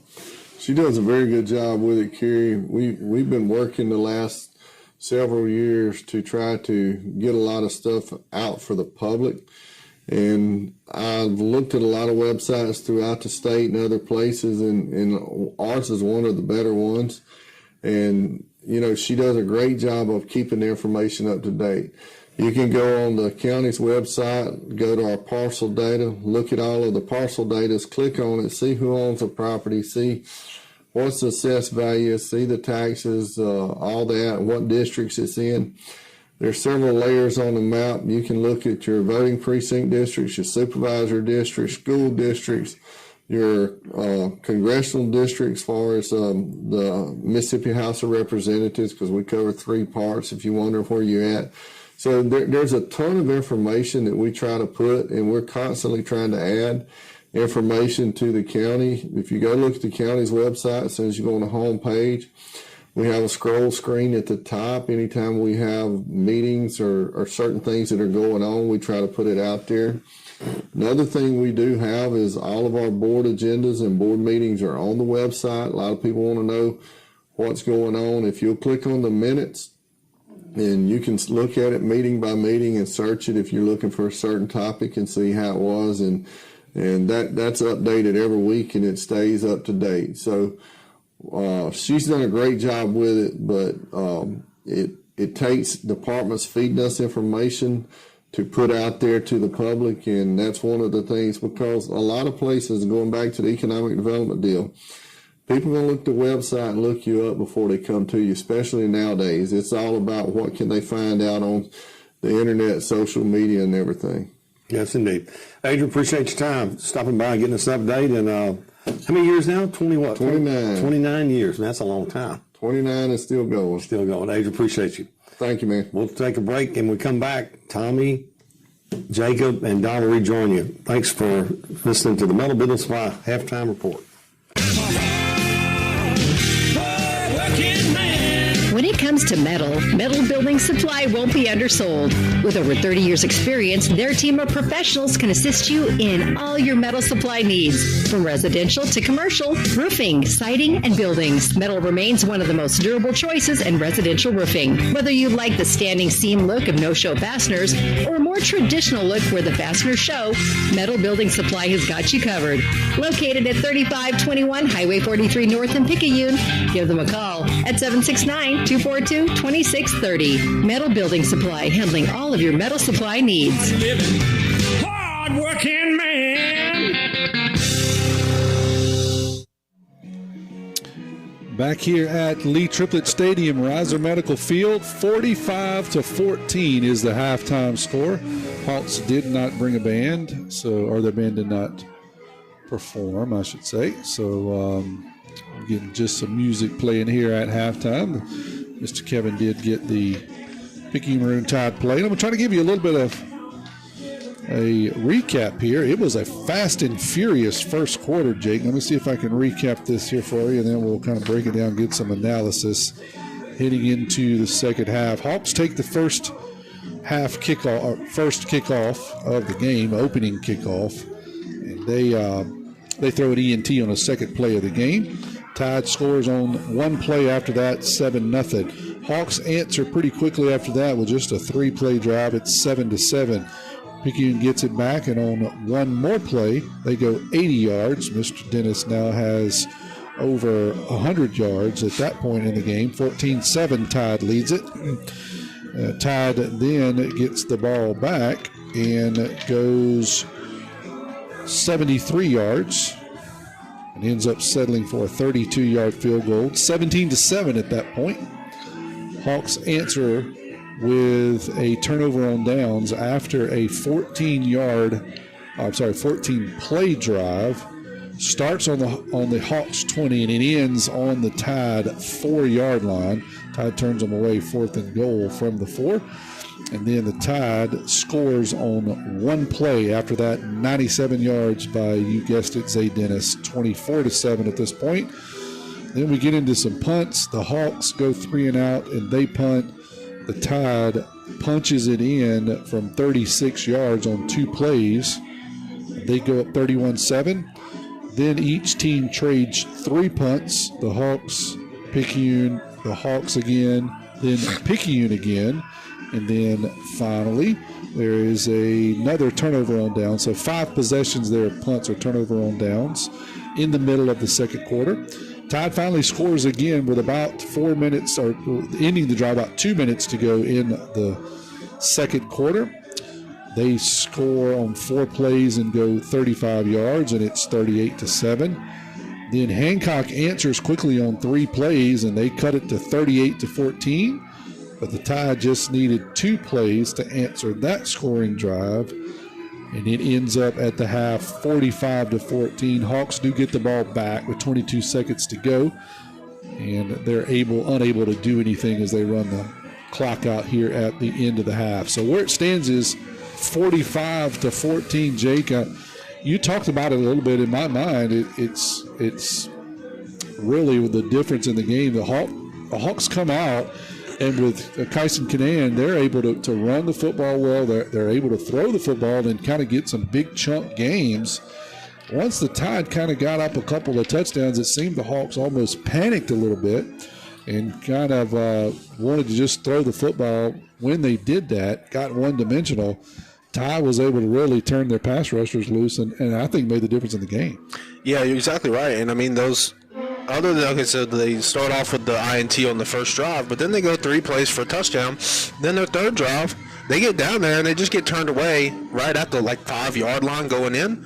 So they were moving the ball well. And even that second drive we talked about was just 2, like you said, it was 2 big plays. It was the 19-yard run, and he had the 30-yard pass there too. So. And then after that, and it doesn't help. Listen, I was looking back at the Tide's scoring drives. 1 play, 2 plays, 4 plays, 2 plays. So it's just been these gigantic, Zay Dennis runs, essentially. Yeah, 80-yard touchdown run, a 97-yard touchdown run. He had a 29-yard touchdown run and a 76-yard touchdown run. So that doesn't make it easy on you. But I did think it was a little premature in terms of getting away from kind of what you wanted to do. And this has been a common question here. We have got somebody ask us what Zay Dennis's stats are. It's kind of misleading because of the big plays, and this is kind of what I wanted to get into for the Tide. It really sets up perfectly for you to get out of this thing with really fresh legs. Because it's 45-14, you're getting the ball here to start the second half, so you got a chance to go in, you punch this thing in, it's a running clock, and you can look up and Zay Dennis has touched the ball 14 times. I mean, that's just incredible. I mean, granted, he's touched the ball 13 times, he's got 330-something yards. That's incredible in and of itself, but to say he's got 350 yards and you get out of here and he only touched the ball 14 times. Yeah. I mean, it adds up quickly when you got 97 and 80 and 90. I mean, he's just been running wild tonight, really, for the Tide. And congratulate. I mean, certainly give him congratulations because he deserved it. He has made some really phenomenal open field moves to break. But give credit to the Tide line. They have blown open some amazing holes for this guy to run through tonight. They have, and we haven't talked about it enough. I know, like we've touched on it, but getting Macon Burnett back at the fullback position, he doesn't do anything pretty. Like, nothing about his job is pretty. I mean, he's touched the ball twice tonight. He's got a touchdown, but he's got 3 yards. All right, he's got 3 yards, but most of these big 97, 77, 80-yard runs from Zay have been set up with Macon Burnett. It's been the lead mostly, and he's just blowing up that play side linebacker, and we've talked about it over and over on these runs where it seems like Zay's not even getting touched. Now, he made the one down here right before the half where it was just an incredible play by him. It's incredible athleticism to get to the sideline, stay in bounds, and outrun everybody. That one, it wasn't pretty blocking. But the rest of them, to your point, offensive line play has been perfect. And then, like I said, Macon Burnett getting back into this offense as a fullback. I mean, the kid looks like a guard. He could play guard. He just happens to be pretty athletic, so it seems like someone made the decision we'd put him at fullback instead. Yeah, don't forget people like A.K. Burnett running 90-something yards along with Zay Dennis to escort him down the field, right? It's been a tremendous team effort. I'm going to step away here, hear a word from our sponsor. I'm going to come back and get a sideline report, Picayune Eye Clinic sideline report from Donald. Looks like we're going to get going here in about 2 minutes. You're listening to Maroon Tide Football here on WRJW. Nobody protects you from mayhem like Allstate. I'm a lost bee that found my way into your car. And now that I'm in here, good luck getting me out.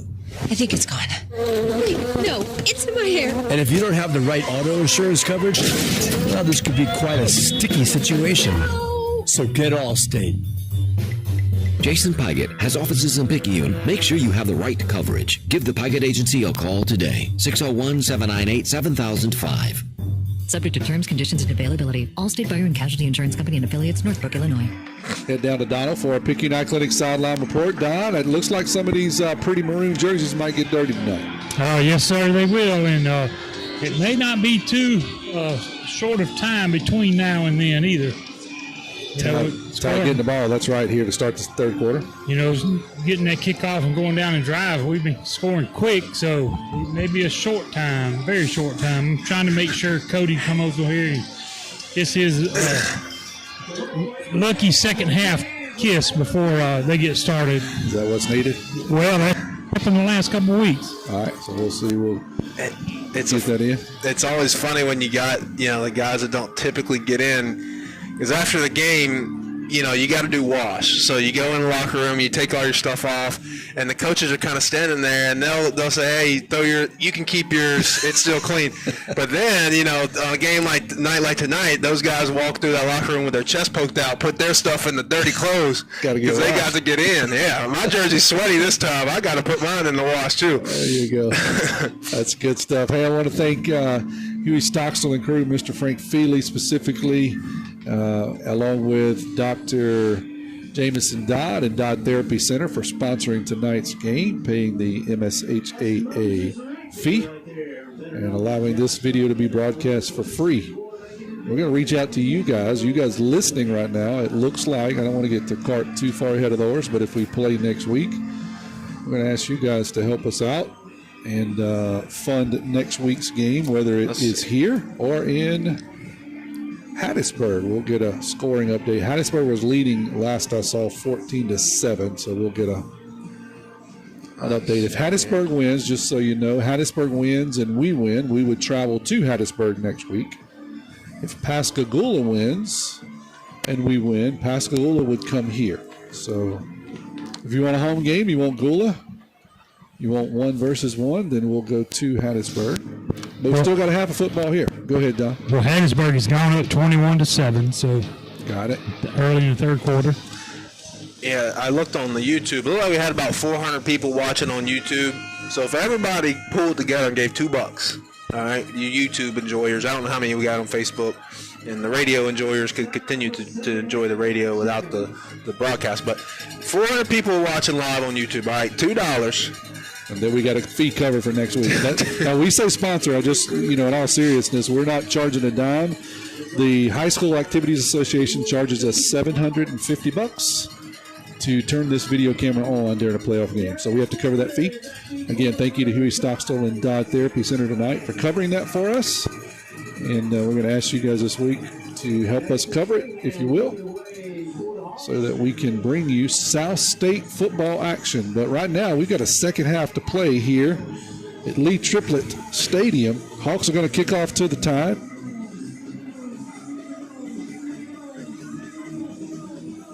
Tee it up at the 40-yard line.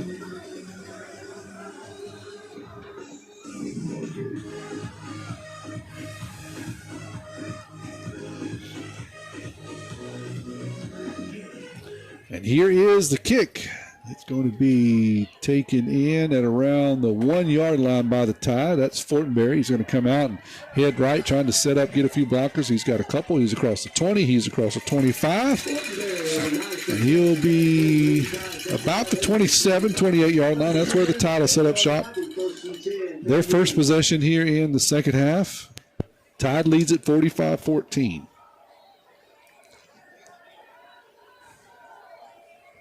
Thank our third quarter sponsor, Pawpaw's Campers and Cars. But right now, you can buy a trailer and get a free hitch. 11:52 to go here in the third quarter. It's like all the usual suspects here. Burnett, Dennis in the backfield, and it looks like somebody moved, and they're going to call the Tide for jumping off sides or moving there, so I should say. False start. That'll back them up 5 on first down. I don't really know who. I guess somebody must have blinked. Yeah, well, Robertson stands up. Sometimes he does that, goes under center and then stands up and looks to the sideline to see if they want another play. And it looks like actually the Hawks jumped, but maybe that caused the Maroon Tide offensive lineman to flinch. So 1st and 15 here, I formation, going to be a handoff off the right side to Dennis. He's going to get tripped up at the line of scrimmage. I think he would have had another big run there, Jake, but they would have kind of reached down there and literally somebody was on the ground and was able to trip him up. Dennis is a little bit gingy there as he got scissored going across the line of scrimmage. He'll pick up, we'll call it 3 out to the 26. He adds to his numbers tonight. Clock rolling, 11:24 to go in the third quarter. I formation, that's Burnett and Dennis still in the backfield. Toss to Dennis around the left side. He gets hit at the line of scrimmage, but pulls a couple of Hawks with him across the 30-yard line. Out to the 31. So that'll bring up third down and about 7.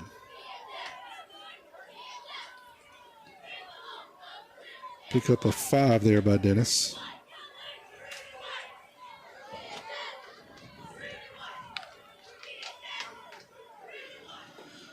So if Hattiesburg wins, as I said, we would go there. And if Pascagoula wins, they would come here. Handoff on the left side to Dennis, and he bounces and looks, and there's just no opening, and that's going to bring up 4th and long here for the Tide. Looks like they're going to send on Nolan Wilson to punt. So they get behind the sticks on first down. Not able to do a whole lot on second and third down. Brings up 4th and 8, and they will punt it away. Colton Hopgood will be back deep for the Hawks. Hopgood looks to be back deep for the Hawks. He'll be at the 25-yard line awaiting the punt.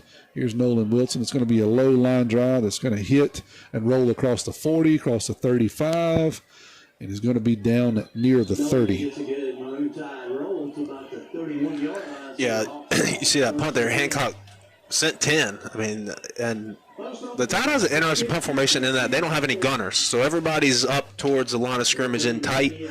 And Hancock kind of matched them there, put 10 on the line, and came after that punt a little bit. Nolan had to rush it. It was just a little bit of a worm burner. Not his typical boom punt. Yeah, he didn't have a lot of time, though. Looked like me off the tee. Skunt it up is what we would say. 31-yard line there. The Hawks will take over, 9:53 to go. Canan's got one back to his right. 4 wide receivers. He's going to take it and run around the right end on a quarterback power. He'll get across the 35 out near the 40 on first down. So we have a nice pickup. They'll say he stayed in bounds, so the clock will continue to roll. Set it down at the 39 officially, so 8-yard pickup there by Canaan on first down, 2nd and 2. And I think if I were the Hawks, even the score is what it is, I would continue to mix that in and just, if nothing else, slow down the pass rush of the Tide.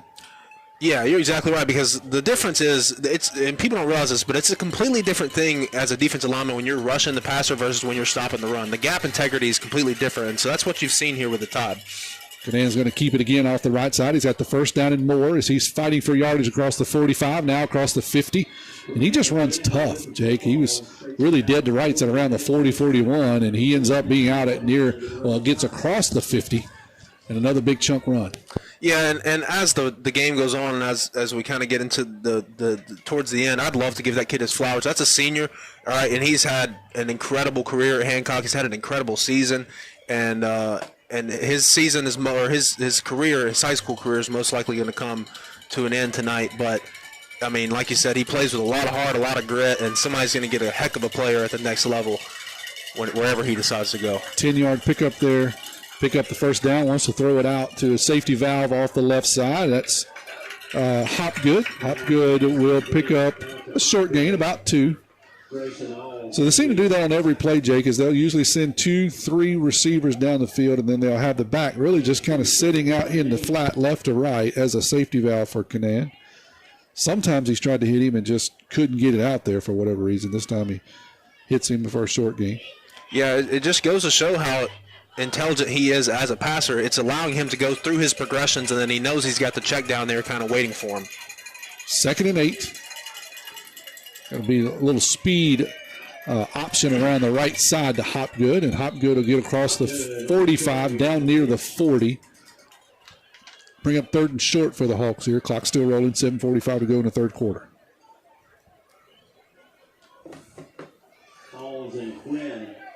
They'll put it down at the 41, so 6-yard pickup there by Hopgood.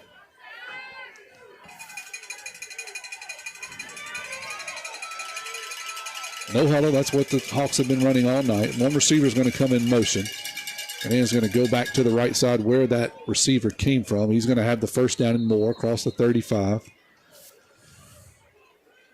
He'll be down near the 32-yard line. That'll be enough for a first down. There's an 8-yard pickup there by Canaan on 3rd and short. Clock still rolling now, 7 minutes to go.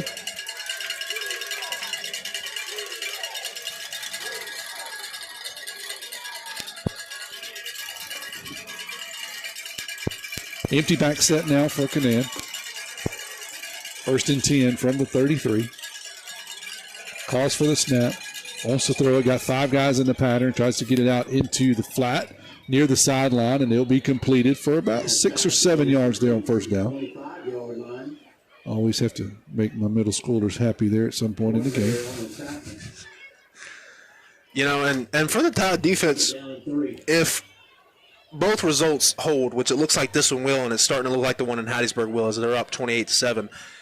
This is really good preparation for you going into next week. I haven't watched much of Hattiesburg. I know they have the best player in the state and the wide receiver that they got. And I know they lost the quarterback from last year, but they're going to do a lot of this. They're going to spread you out, and they're going to throw the ball around. They're going to have an athletic quarterback that can kill you with his feet as well. Man's got 2nd and short here, looking to a safety valve. Going to complete the pass, and they're going to have enough for a first down as he gets down near the 20. That was Sebastian Collie. This time was the check down receiver, or check down back, I should say. He'll get down to the 19, so pickup of 6 there. First and 10. So 1st and 10 from the 19. Clock still rolling, 5:47 to go here. Hawks' first possession of the second half after the Tide was forced to punt on their first possession. Canaan wants to throw, looking. Now he's scrambling, calling signals downfield, going to keep it, and he's going to get a nice run there on first down. He was just scrambling and then decided to tuck it once he got to the corner and pick up about 7 there on first down. And this is just what we missed from Hancock for the pretty much like 70% of that first half, where this was a lot of what they did on those first couple drives and then kind of got away from it. Now they're back at it. You look at the success that they're having. Absolutely. The problem is the scores kind of got one-sided, but for their safety, they probably need to do this. Kanan's going to keep it in quarterback power around the left side. He is going to get into the end zone. They'll take a shot at him at the corner, but Kanan was able to get a couple of lead blockers out there ahead of him. And they're going to say he went out at the 1. I thought he got across, but they're going to mark him down at the 1. So he did not get in. From the 12, he'll get down to the 1. So 11-yard pickup there by Kanan. So it'll be first and goal from the 1. We'll see if he goes under center. Looks like he is for the first time tonight. Going to go under center, and they're going to jump off sides. That'll back them up 5 yards. Boy, that's shooting yourself in the foot there, Jake. You got first and goal from the half-yard line, and now you're going to back it up.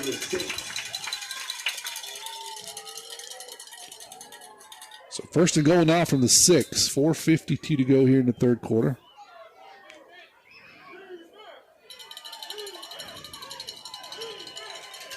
Tide defense trying to turn them away inside the 10 for the second time tonight. See what they can do. First and goal. Kanan's got one back to his right, shotgun formation. He's going to keep it, try to go right. He's going to get hit hard at the 4-yard line. Try to jump over a guy, and somebody made him pay. Yeah, I caught him in midair as he tried to hurdle. I can't see who that was, but he looked like Amari Scott, guys. Okay. Scott that was a violent collision down there at about the 4-yard line. That's a tough 2 yards there for Kanan. Second goal from the 4. He's a tough one, though. He jumps right back up, goes back to his spot in the shotgun formation. Calls for the snap, wants to throw it this time. Looking, and he's got nowhere to go as he's going to get blown up back at the 10-yard line. It's a jailbreak blitz there by the Tide. 3 or 4 Tidesmen are going to meet him in the backfield. I see Bolden. Who else do I see there? Bolden and Kirkland and a host of Maroon Tide jerseys. We did bring a little extra pressure there. We just kind of outnumbered the offensive lineman there. Kanan really had nowhere to go with that ball. No time to throw it. And now you look at how big that false start was when you had the ball down on the 1. You know, it takes you out of kind of what you're looking to do offensively. Now you're 3rd and 15 here. Third and goal from just inside the 15, as Jake said. 3:48 to go here. And the Hawks are going to call a timeout. We'll take it with them. Be back here in 30 seconds. Looking for a gym to help you become a healthier you? The gym at Picayune is the place to be with its large open facility, modern equipment, and knowledgeable staff led by owner and operator Edgar Woods. The gym at Picayune offers a variety of workouts and classes to meet your specific needs with 24/7 access. The gym accepts silver sneakers, which is available at no cost for adults 65 plus through select Medicare plans. More space, more equipment, more growth. The gym at Picayune.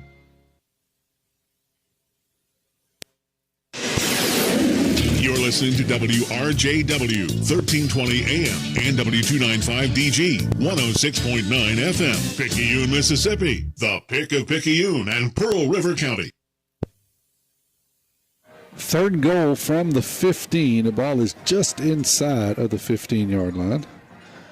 Hawks take a timeout here and try to talk about some strategery. 3:41 to go here. The third quarter. Tide leads at 45-14. Last score we had in Hattiesburg was 28-7. Hattiesburg leading.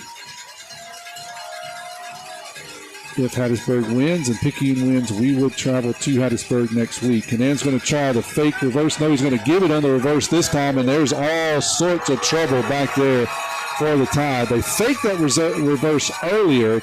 Kanan fakes it and keeps the ball. This time he gives it off to Justin Wedgeworth, and he had nowhere to go. The Tide was never fooled on that one, Jake. No, it was a good job by Nolan Wilson. He gets upfield really hard from the defensive end position, so there's nowhere to go with that reverse. And then from there, he turns it back inside, and Macon Burnett comes in and cleans it up in a very, very aggressive manner. Violent tackle there. Great tackle, though, and sets up 4th and 35, 4th and goal from the 35 after a 21-yard loss. So a 10-yard loss, a 21-yard loss.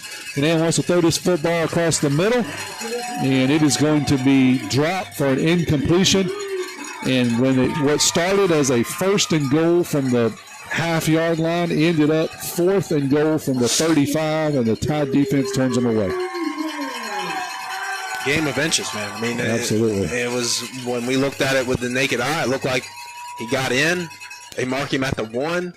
It's a false start, and then everything just kind of goes against Hancock from there. It results in a 4th and 35 that they are unable to convert. And now the Tide gets the ball back with another chance here to make that clock tick. Poppy used to say it just got worse and worse there for the Hawks. So the Tide will take over at the 35. The clock says 2:52. One score by the Tide, by my math, should give us enough for a running clock. I formation going to be a handoff, looks like to Hawthorne, and Hawthorne's going to get across the 40. He'll pick up about 6, maybe 7 on first down. Out to the 43-yard line. We'll call it 7.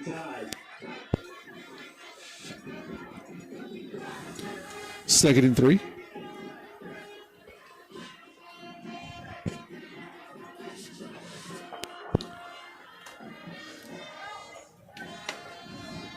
Donna, break in if you get a Popperville updated score. I know some people might be interested in that score. Second and 3 for the Tide. Robertson goes under center, going to hand off the right side. That's Jabari. I'm sorry, it's Hawthorne again. And he's going to get planted at the line of scrimmage. It's Jordan, not Jabari. Go ahead, Don. Popperville over Macomb, 49-20. It looks like the third quarter. Passville is down 35-7.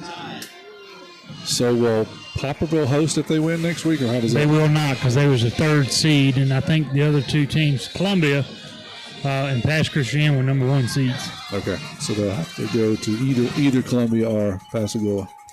It'll be a toss to Hawthorne around the right side. This is Moto. Moto's across the 50. He's across the 40. Spins away from a tackler. He's off to the races. 30, 20, 10, touchdown. And that's just, I think, the Hawks getting tired, a little bit sloppy there, Jake. Yeah, and you look who it is, 54 down there blocking. I mean, he's 60 yards downfield, just A.K. Burnett. So definitely want to talk to him tonight. That's 2 times, Don, so don't let me forget to talk to Burnett. And I hope that we got a couple of Burnetts on your post-game awards, Jake, because they've been showing out tonight along with number 9. Of course, you give everything on the roster to number 9 if you wanted to tonight, but we're going to spread it out because it's been a complete team effort. Here's a snap back.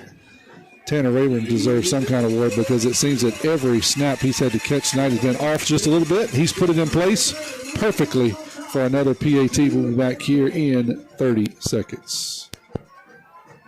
High school football season is back and the excitement is real. But with the thrill of the game come those unexpected aches and pains. Moore Chiropractic Clinic has got your back. Trusted by athletes and families alike, we ensure you're in top form to cheer for your favorite teams. So don't let pain sideline you this season, whether it's a slip in the stands or a tackle on the field. Moore Chiropractic is here for all your spinal care needs. So get back in the game with Moore Chiropractic Clinic. Your team's winning touchdown starts with a healthy spine. Call us today or visit us at our clinic, Moore Chiropractic Clinic, where wellness meets winning spirit. Jake will give us another Marcia Picayune drive summary. It was a quick one. 2 plays, 65 yards, took just a minute and 13 seconds, and Jamari Hawthorne Moto with the 58-yard touchdown run to make it a 52-14 game. And this one will be over in about 15 minutes. Yeah, it goes pretty quick from here. I want to thank our third quarter sponsor, Papa's Campers and Cars, where you can now buy a trailer and get a free hitch. Edgar Cruz is going to kick it off here from the 40.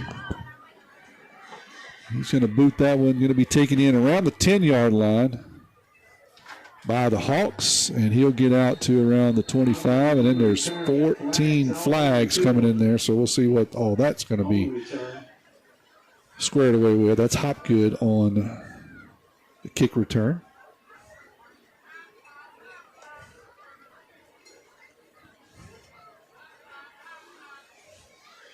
tell you what, I'm impressed with the Tide's game plan overall tonight. This Hawks team is got a lot of weapons, and they have just been squelched, quite honestly. They're sorting out the flags. We'll see. Usually that's a hold or block in the back where it was thrown, but let's see what's going to happen here. Still no signal from the official. He's talking to some guys on the far side. Now he comes out to the middle. He'll give us an indication of what happened.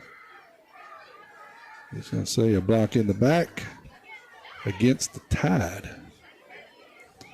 And a block in the back against Hawks. I haven't seen a whole lot of block in the back offsetting penalties, Jake, in my career. That's an interesting one. So they'll put the ball down at the 30. That's where the Hawks will take over. I think once they started here, it should be running. Why is it not? 35, 49. Yeah, it's 35. Now they do start it. 1:11 to go here in the third quarter.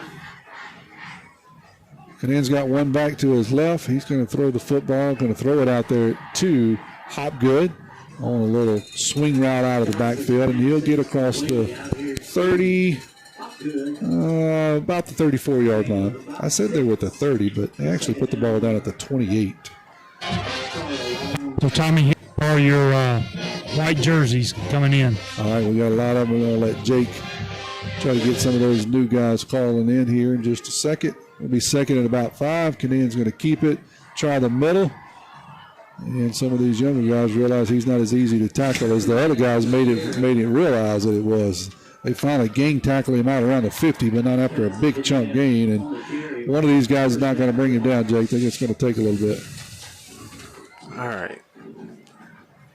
Canan, looking for maybe a flag over here, and I would kind of agree. We kind of gang tackled. I don't think it was intentional, but we kind of drove him out of bounds, and he's pleading his case. In this case, he probably should have got a flag. So we got Ryan Helm and Ben Thompson. We just went to the end of the quarter, guys. That's okay. Go ahead. You're calling out some names? Yeah, I was. Okay, let's take this break, and we'll get them in. We start this playback. We're back here in 30 seconds. Hey y'all, this is Josiah Hickman with First Place Express Car Wash in Picayune. We have 2 locations, Highway 11 North and Highway 43 South, open Monday through Saturday from 7:30 a.m. until 7 p.m. Our Highway 43 location is also open on Sundays from 9 a.m. until 5 p.m. Both locations have an awesome early bird special Monday through Thursday, 7:30 until 10 in the morning. When it comes to your vehicle shine, we will have you saying, if it doesn't shine, it ain't mine. They'll flip sides of the field, I should say. Won't have to go far. The ball's at the 48-yard line. 52-14. We'll have a running clock here in the fourth quarter.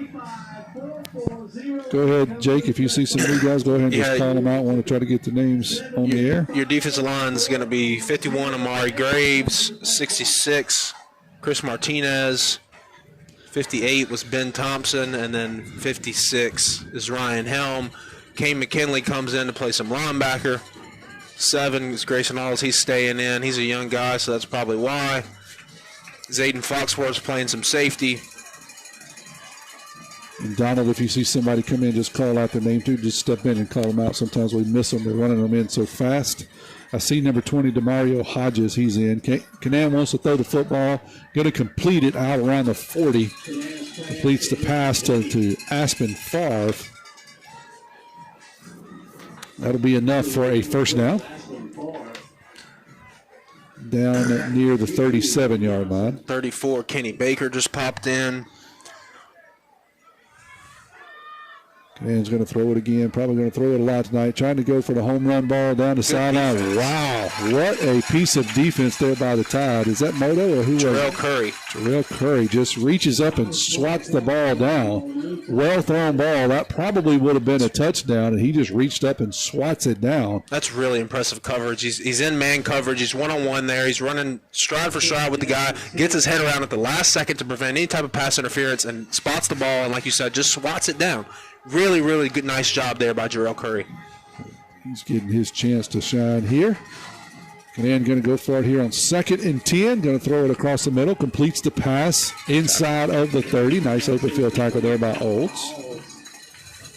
That'll bring up 3rd down and short here. I think he's a little short of the 1st down. They're going to wave him across, so they'll give it to him at the 27-yard line. So 1st and 10. Clock is hot and rolling. 10:09 to go. 52-14. Thank our 4th quarter sponsor. Get the care you need when you need it. Maximum Health Urgent Care. Picayune, proud supporters of the Maroon Tide. Dan's going to throw this one out into the flat. He will complete it. But another good coverage there by Grayson Olds. He comes from his outside linebacker position and makes a nice open field tackle. Yeah, really nice tackle. Just wraps him up right at the point of contact, hits him down around the knees, and doesn't allow him to get any extra yards after contact there. Great job. Some of these young guys, man, that play by Jarrell Curry, man, that was really impressive in just man coverage or one-on-one there. Some of the better coverage I've seen from the Tide all night. Absolutely. Actually going to lose a yard there, so it'll be 2nd and 11 here. Dan's going to throw it again, looking, got 5 guys in the pattern, throws it across the middle and completes the pass. And now they rake the ball out, but I think he was already down. Not bad coverage there by the Tide. That was 28. I think it was 20. Was it 20? Yeah, Demario Hodges. He had good coverage on the kid. He just completed the pass, and then Hodges knocks it loose, but they're going to say he was down already. So 1st and 10 now.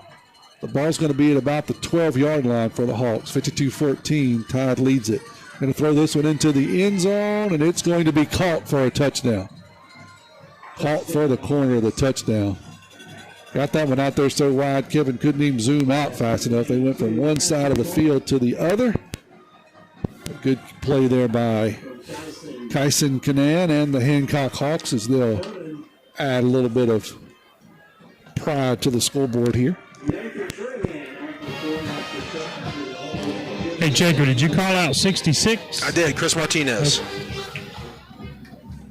Here's Trahan on for the PAT. The Tide's going to jump. They'll do it again.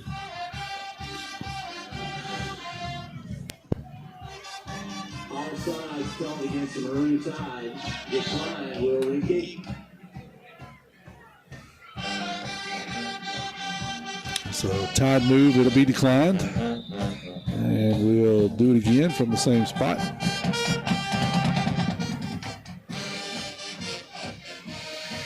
Here's the snap back. Kick is up and it's good. 52-21. We'll be back in 30. Pearl River Community College has been providing a quality education to the people of South Mississippi and beyond for the past 110 years. If you or a family member is an alumnus of this great institution, we invite you to support future PRCC students through the PRCC Foundation Scholarship Program. Honor or memorialize a loved one or identify your support for the college by creating a scholarship through the PRCC Foundation with your tax-deductible financial gift. Call Delana Harris with the PRCC Foundation office at 601-403-1191 and make a financial investment in a young person's future at Pearl River Community College. So Jake, these Mossy Picayune drive summers get a little wonky on the running clock. Yeah, it was 72 yards. It took about 8 plays, and it was 29-yard touchdown pass there. And it leaves us with 6:48 and counting with the hot clock. It's a 52-21 Tide lead. It's almost like Hancock was trying to kick it the wrong way. I'm not sure. They are breaking switch sides again. So Hancock will tee it up here. At the 40. It's Trahan again. Looks like Fortenberry's back deep for the Tide. Don't go anywhere. We'll have the post-game show sponsored by Moore Chiropractic Clinic. Here is the onside kick, and it was executed well as the kicker blew up the defender after 10 yards and gave his team a chance, but the Tide was able to get on it. Tommy, the ball was behind him. The ball's got to travel before they can make contact, right? Well, I think it was he hit him across 10, right? So he was already across 10. Was the ball across the 10-yard line? They got a flag right here. So yeah, we'll see. It was close. It was really close. They do have a flag right here on the 50-yard line. All right, so if they threw the flag, then more than likely they're going to say it was not traveling 50 yards, so they'll add to it or give Picayune the chance of kicking over. You certainly don't want to do that. So either way, they called it interference, so that's exactly what happened. The ball had not traveled 10 yards before they made contact. And I need to correct myself. That PAT was no good. It was no good. So 52-20.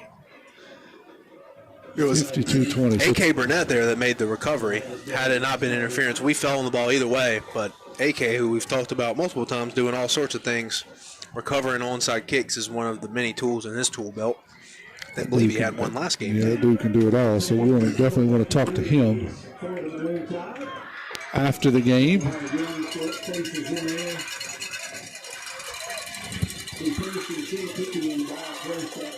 So Tanner Rayburn's going to come in here.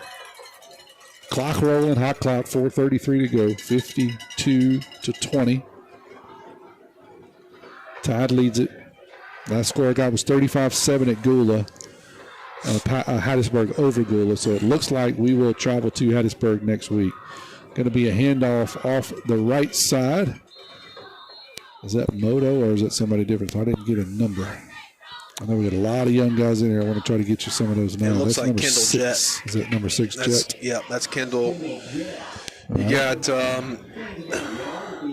Peyton Baker comes in, plays some offensive line. I seen Jason Jenkins. I see Zayden Foxworth. I don't want to say that because he's always the smallest guy on the field. It's very easy to pick him out. Doesn't play that way. Plays like he's 6'2", 250. I was going to say, let him get the ball and then call him little. Yeah, very easy to spot him on the field. Ben Thompson comes in and plays some offensive line. Who else we got out there? Tough angle here. So Foxworth's going to be the tailback. He's going to get the toss sweep around the left side. He dives in there just like Jake said, like he doesn't know that he's 5'2". He's going to pick up 3. That kid can run hard. I love to see him run the football. He did well a few weeks ago. He got a chance to come in and carry the ball. And, he reminds me of Darren Sproles in that a lot of times these smaller backs, they can kind of get in and hide behind the offensive lineman. That sounds like I'm making a joke, but it's not. It's serious. You can't, as a linebacker, you can't see where this guy's at because he's got the big offensive lineman in front of him. It's something you can use to your advantage. Next thing you know, he squirts by you and he's gone. Right. Let me hand off to him off the left side. He's going to try the corner. Now he turns back. Got a first down and more, but there is a yellow flag. That's in the direction of holding. We'll see. Right now, Foxworth has the first down, but they're going to call holding and bring that one back.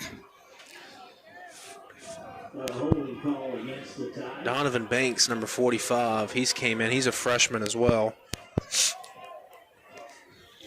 So it's like Kendall Jett's going to come back in for the Tide after they assess a holding penalty. They'll put the ball back at the 42-yard line. We got a hot clock down to 2:33 to go. More Chiropractic Clinic postgame show coming up right after this.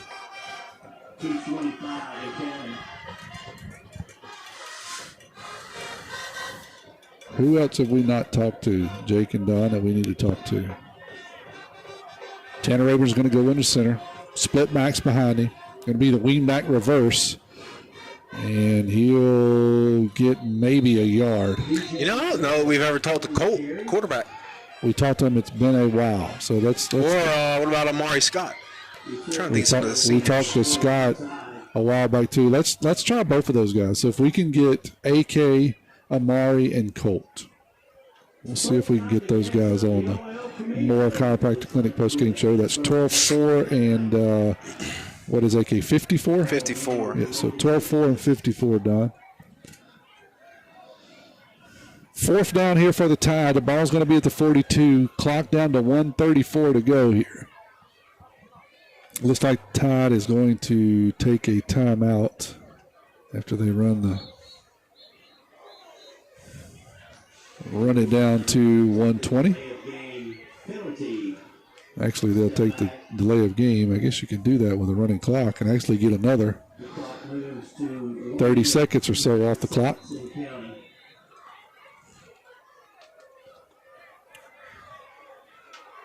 So that'll put the ball back now at the 47. I don't think the Tide's going to snap it again here, Jake. We'll see. Clock down to 49. 8 seconds on the play clock. They're going to have to hurry if they're going to get it off. Just take the delay. I don't think it matters.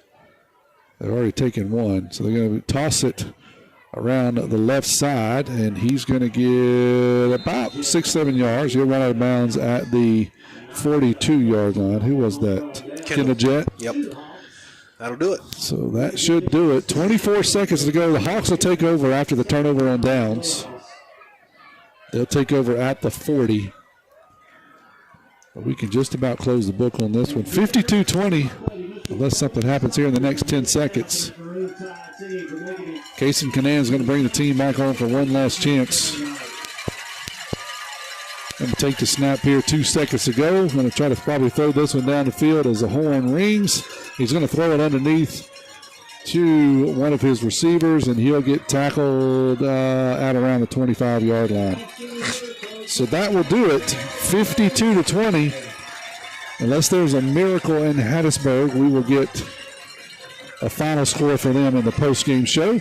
The Tide's going to travel to Hattiesburg next week. We want to thank Huey Stockstill, specifically Mr. Frank Feely and crew, along with Dr. Jameson Dodd and Dodd Therapy Center for covering our video feed tonight to the state so that we could broadcast this game and make it free for you. We'll be back here in 30 seconds with the Moore Chiropractic Clinic postgame show. When you wake up with an aching back or sore neck, Dr. Debbie Moore with Moore Chiropractic Clinic suggests you consider making simple changes in your sleeping position to alleviate unnecessary strain on your body. According to the American Chiropractic Association and Dr. Debbie Moore, it's best to sleep on your back or side because laying on your back or side allows your head, neck, and spine to relax into their natural alignment. This will help you wake up pain-free and feeling rejuvenated. Moore Chiropractic Clinic. We've got your back. Maroon Tide is congratulating each other and getting ready to huddle up here. Donald is getting in position and directing traffic down on about the 50-yard line as the Tide celebrating a 52-20 victory over the Hawks. And really just a complete domination, Jake. Honestly, we got a minute here to talk before we get to Coach Cody. Other than a couple of big, chunk plays there by Canan, it was really never in doubt for the Tide. No, not at all. I mean, it was just a really complete performance. And we talked a little bit about how, Hancock got away from the run game and they got one-dimensional throwing the ball. At the same time, though, the Tide when they did do that, the Tide did a really good job of putting a stop to that as well. I mean, you look at those drives where we talked about they were really trying to throw the ball. Well, those drives were turnover on downs, punt, turnover on downs, half, turnover on downs. So even when they did want to get into kind of a one-dimensional offense, the Tide still did a really good job of putting a stop to the pass. I thought we did just an excellent job of kind of forcing Canan to be one-dimensional. And more so than we did in the first game. The first game he had over 300 yards passing, and there was a little bit of stat padding there towards the end of the game, but for the most part kept him in check. And at the same time, I know this isn't a Hancock broadcast, I do want to give the kid his flowers. Really impressive ball player. If you're Hancock, you got to be proud of what he's done for you all season, the multiple seasons that he's played for you. If you're his friends and family, you should be really, really proud of the kid. Has a lot of guts, plays very hard, plays the game the right way, and can't wait to see what he does at the next level. But no, absolutely, he deserves all the kudos that we can give him. You're right, he plays hard. Seems like he plays with a lot of determination. Really, just kind of has to put the offense on his back, and he did it a couple of different times here tonight. Coach getting a hug from some of his babies, and I know that's sweet. You go ahead and speak to them. That's fine, Coach. We'll wait a second, get some kisses. We need those. I'm out of kisses. We need those good luck kisses. And Coach, we're going to get to do one of your favorite things, and that's practice on Thanksgiving week. Yes, sir. Yes, sir. Look, it ain't nothing like it. I'm so proud of this team right here. Man, we've battled through a lot of adversity this year. And they've earned it. They've earned the right to be here. They've earned the right to practice on Monday during Thanksgiving week. Hey, you can't look at the Hawks' record or anything else.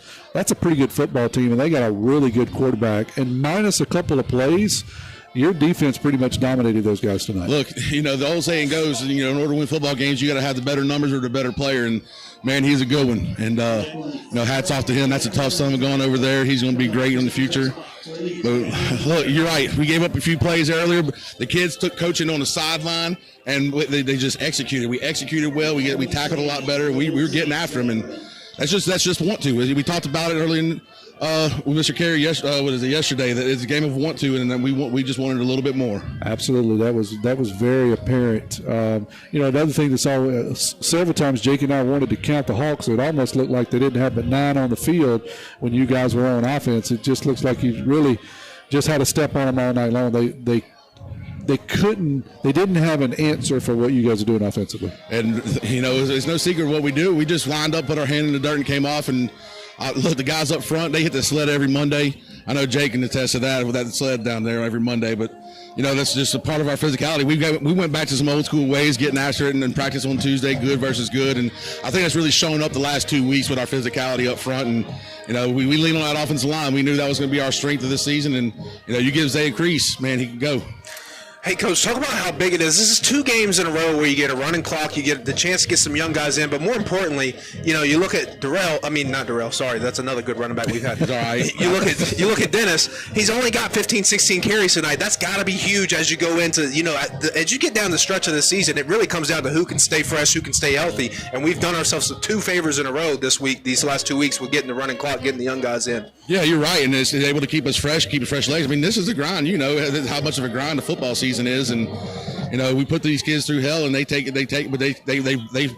grab their gear and say, let's go, we're getting after it. And Zay had 14, 15 carries, but I feel like he had about 600 yards right there and had one 90-yard penalty right there, poor kid. I was tired watching him run. It's hot out here tonight. It's hot and humid, man, but just love this group. I love where we're heading, and like you said, the hot clock's right there, able to get some young guys in and even keep us fresh. We got some guys that are dinged up. It's a tough game. You're going to get dinged up, but man, I'm so proud of them. I'm so proud of them because we answered the bell again, and we get to move on. Absolutely. It looks like that last we saw, Hattiesburg was up big on Gouda, so we'll be headed up to Hattiesburg next week. That's always a fun and exciting matchup, a rematch from last year's South State. Yeah, we got a little bad taste in our mouth after last year, about 365 days ago. So it's going to come down to how we prepare starting on Monday and getting after it all week and just getting locked in prepared. We know we're up. It's a tall task, but I'd go to war with these guys over anybody else. Well, I know you guys will be on time. We'll see you there. Yes, sir. Roll Tide, roll. Roll Tide. We're going to step away here and hear a word from our sponsor. We'll be back and talk to some Maroon Tide players in 30 seconds. High school football season is back and the excitement is real. But with the thrill of the game come those unexpected aches and pains. Moore Chiropractic Clinic has got your back. Trusted by athletes and families alike, we ensure you're in top form to cheer for your favorite teams. So don't let pain sideline you this season, whether it's a slip in the stands or a tackle on the field. Moore Chiropractic is here for all your spinal care needs. So get back in the game with Moore Chiropractic Clinic. Your team's winning touchdown starts with a healthy spine. Call us today or visit us at our clinic, Moore Chiropractic Clinic, where wellness meets winning spirit. Back here with Amari Scott, linebacker for the Tide. Amari, it looks like you guys were in a little bit of a bad mood defensively the last couple of weeks. You guys kind of been a little angry here, huh? Yes, sir. It had to come with that energy. There you go. So tell us about tonight. You guys, I know it's a tough task that you had to really prepare. You got a quarterback that can not only run the football, but he can throw the football, so you can't just prepare for one or the other. Talk to us a little bit about your preparation. We came into this game knowing we couldn't take them lightly. Playing the team twice is never going to be easy, and we didn't take it for granted, and we came with our all. Yeah, you talked about that. I mean, the fact that I always say the hardest thing in football is to beat a team twice, especially for Picayune, because we're not going to change anything. We're going to do what we want to do, and we're going to do it the first game, and then we're going to turn around and do it the second game. And it looked like, Hancock did a lot of the same as well. I thought we did a much better job of containing the quarterback for Hancock, Kanan, this game. I mean, last game he threw for over 300 yards. He ran for over 100.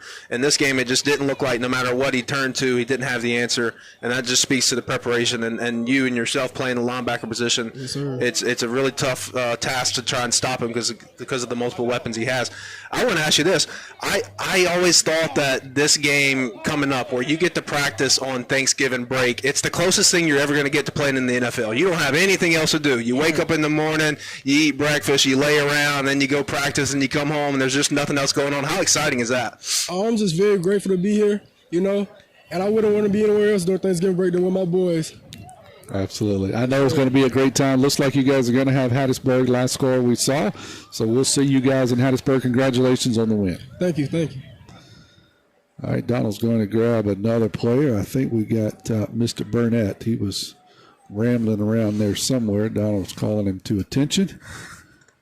And we'll see. AK's a socializer, man. He's a social butterfly. He's bouncing around somewhere. Politicking for something. We'll see where he's taking a picture. Donald just going to bust up in the middle and get him out of there, so we'll see where he is here on the Moore Chiropractic Clinic post-game show. After we talk to AK, we'll hear one more word from our sponsor, and then Jake's going to give us some post-game awards. All right, here we go. So, how y'all doing, Mr. Burnett? Yeah, we got a radio show and we got a video feed. You over there politicking. We're trying to get you on there. What's going on, man? Oh, I'm sorry. They kept calling me over. They were like, AK, come on, we got to take some pictures. You're busy. All right, I got y'all. You're a busy man tonight. Yes, hey, sir. look, just a complete domination by the offensive line tonight. It looked like, even me and Jake might have been able to run through some of those lines. Just talk to me about the preparation. You guys... we kind of talked about it with Amari right before you. You guys seemed a little angry the last 2 weeks. Maybe a little bit of a wake-up call, a couple weeks ago. What's going on? Yeah, we wanted too bad. That loss a couple weeks ago, we didn't like it. It was a bad taste in our mouth. Got to make sure it won't happen again. We coming for it next week and then stay, So I know Jake's he's got several questions to ask you, but I want to ask you, I know he's probably going to ask you too.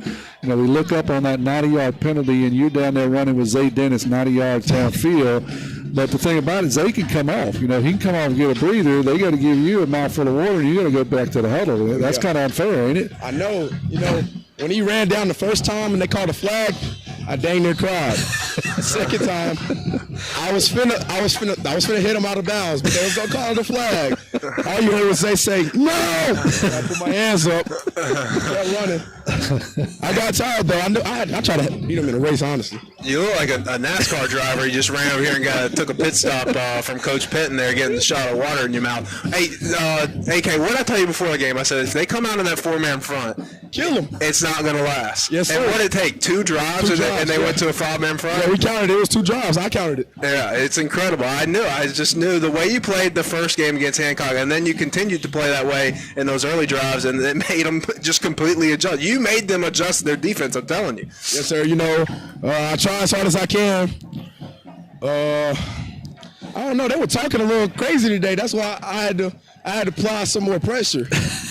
They were talking a little crazy tonight. But the other thing I noticed about you, this is, I think, 2 weeks in a row where you recovered an onside kick. I always said the teams that I played for, Hans' team, it had a weight limit. It was like a water ride at a water park. You could only be so heavy before you got kicked off a Hans team. You're an offensive lineman on Hans' team, which is super unique. And not only that, you're good at it because you got 2 recoveries. Yes, sir. Not going to lie. When I ran from right here to over there, I was thinking about picking the ball up and running. But I was scared I was going to fumble. You ran enough, man. I was scared I was going to fumble, so I just fell on the ground. We're going to put a pedometer on you, measure your steps for this next game coming up. You got it, man. Hey, you deserve a sandwich. I know they got something waiting on you over there. Go enjoy. Congratulations on a big win. We'll see you guys in Hattiesburg next week. Thank you. See you later. All right, I think we got one more senior here. Donald's going to try to grab. He's taking pictures, too. His final game on Lee Triplett Stadium. Hello. Mr. Colt Robertson here coming in. Hey, Colt, we're up here in the window, and I see you down there. You're taking some pictures, and I want to get too nostalgic here, but your final game here at Lee Triplett Stadium looks like we'll travel to Hattiesburg next week. Kind of made me look back on your career. You've had an interesting career here at Picayune. What do you think is the career hasn't wrapped up, but the career at home is wrapped up? Yeah, I'm just very appreciative. I'm glad that I got to play this last home game. I wish Gula would have beat Hattiesburg and we'd play one more. No doubt. But now we got to go handle business in Hattiesburg like they did here last year. No doubt. I say interesting because, you played a couple of years and then decided to take a year off. I know you were struggling with some injuries and you took a year off this year and you came back in and didn't play in the spring either and kind of made a decision to come back in here and step back into the quarterback position. And so was that tough for you to take a year off, or did your body need to heal, or what do you think happened in that year off? Yeah, I mean, it was definitely tough. But I think if I was healthy, then I would have played. But it was tough to come back because taking a year, going a full year without contact and stuff like that, it was a little tough getting into it at first. And don't get me wrong, Tanner, props to Tanner too. He's gonna be a great quarterback here whenever I leave. And it was hard to win that spot right there, but I know I got confidence. If I go out the game, he's right behind me. But it was pretty tough. But I'm glad and I'm very thankful for the memories that I've done made this year. Absolutely. It's been a pleasure to watch you. And I know it's a unique position for those, the Picayune fans, they know. But for those who don't know Picayune football, we ask our quarterback to take a lot of pounding, right? You're going to take a lot of hits. You got to be out there in front of all those powers, and you got to do a lot of things that you don't normally get to do. So, congratulations on a great year, and congratulations on a great career that's not over. And we're looking forward to traveling next week to Hattiesburg with you. Yes, sir. Thank you. Hopefully we got 2 more games. That's the plan. Absolutely. Let's go do 2 more. That's what I'm talking about. It's always fun when you get to practice on Thanksgiving week. No doubt. No doubt. All right. Well, we're going to say goodbye to you. You want to head over there and get something to eat. They got something good over there. Don't let Donald come. Sometimes he'll try to follow you over there and get something to eat. Don't feed him. We're going to feed him after the game. Yes, sir. I appreciate y'all. Thank you. Yep. See you. Later. When you wake up with an aching back or sore neck, Dr. Debbie Moore with Moore Chiropractic Clinic suggests you consider making simple changes in your sleeping position to alleviate unnecessary strain on your body. According to the American Chiropractic Association and Dr. Debbie Moore, it's best to sleep on your back or side because laying on your back or side allows your head, neck, and spine to relax into their natural alignment. This will help you wake up pain-free and feeling rejuvenated. Moore Chiropractic Clinic. We've got your back. Back here at Lee Triplett Stadium, where the Hawks are defeated tonight by the Tide 52-7. Tide will travel to Hattiesburg next week to take on the Hattiesburg Tigers in the South State playoffs for 6A. Head over to Jake. We've got some post-game awards, and this should be interesting. Yeah, I was just trying to think in my head how I could finagle this to make sure everyone gets a little bit of love. You don't have enough awards. Yeah, someone's going to have to be mad. So we'll start it off with the Hillary Law Firm, Scott Hillary, Defender of the Game. I'm going to give that to Macon Burnett. Macon was all over the field on the defensive side of the ball, as well as the things he was able to do for us at the fullback position. So it's kind of a combo award. I wanted to find a way to get him something, and so I'm going to give him the Defender of the Game. He had multiple tackles for loss, so it's not just a consolation by any means. The WRJW, Brian Edwards, Offensive Lineman of the Game. I'm going to give that to the aforementioned A.K. Burnett. Reason why, the guy probably ran 500 yards tonight. He's lead blocking on the power. He's lead blocking on the lead. He's all over the place. He does a really good job of blocking downfield. It's a really unique ability to see someone that can go down and block 55, 60 yards down the field.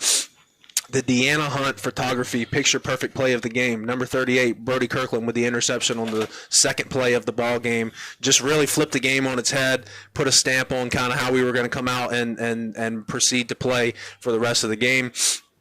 The Fortenberries, He Smoked Him Play of the Game. I'm going to say that is going to go to number 14, Jordan Hawthorne, with the 35-yard catch here that probably should have been a touchdown, but nonetheless, big play for him. And then the Sonic Drive-In of Picayune Player of the Game. And listen, I know it's boring, but we had 5 people come up to the window asking what his stats were. Right. All right, and that you have to give – it's like 16 carries, 340-plus yards, multiple touchdowns. It's Zay Dennis. He had 1, 2, 3, 4, 5 touchdowns tonight on top of 350 yards on the ground. And it was efficient. It was only 16 carries. So, find me somebody else in the state that's doing that tonight, and I'll buy you dinner. I just don't think it exists. Maybe Ty Keys. Maybe I should hold on to that dinner. But nonetheless, Zay Dennis, Player of the Game. Really looking forward to him next week, man. Especially on like I said, the fresh legs. He only had 16 carries tonight. Tide well rested, relatively injury free. I don't think you ever become totally injury free at this point in the game, but relatively injury free. Looking for some revenge as they were defeated here at Lee Triplett Stadium last year by the Hattiesburg Tigers in the South State playoffs. They will head to Hattiesburg next week. We will cover it for you. We'll ask you this week for some money to cover it. So we'll put some stuff on social media so we can cover the fee. Jake already broke it down for you. Shouldn't cost anybody but more than a couple of bucks. We appreciate you tuning in all year long and supporting our broadcast, whether that's on WRJW, on YouTube, or NFHS. We know you have a choice, and we thank you for tuning into the broadcast. The final score for the final time, 52-7. Tide wins it, heads of the South State. For Donald and Jake and Mr. Kevin Weiss running the video, I'm Tommy Upton. Stay tuned right here if you're on WRJW. Top of the hour, Finale will be on, and then about 11 o'clock, I'll give an update on this game. We'll see you next week in Hattiesburg.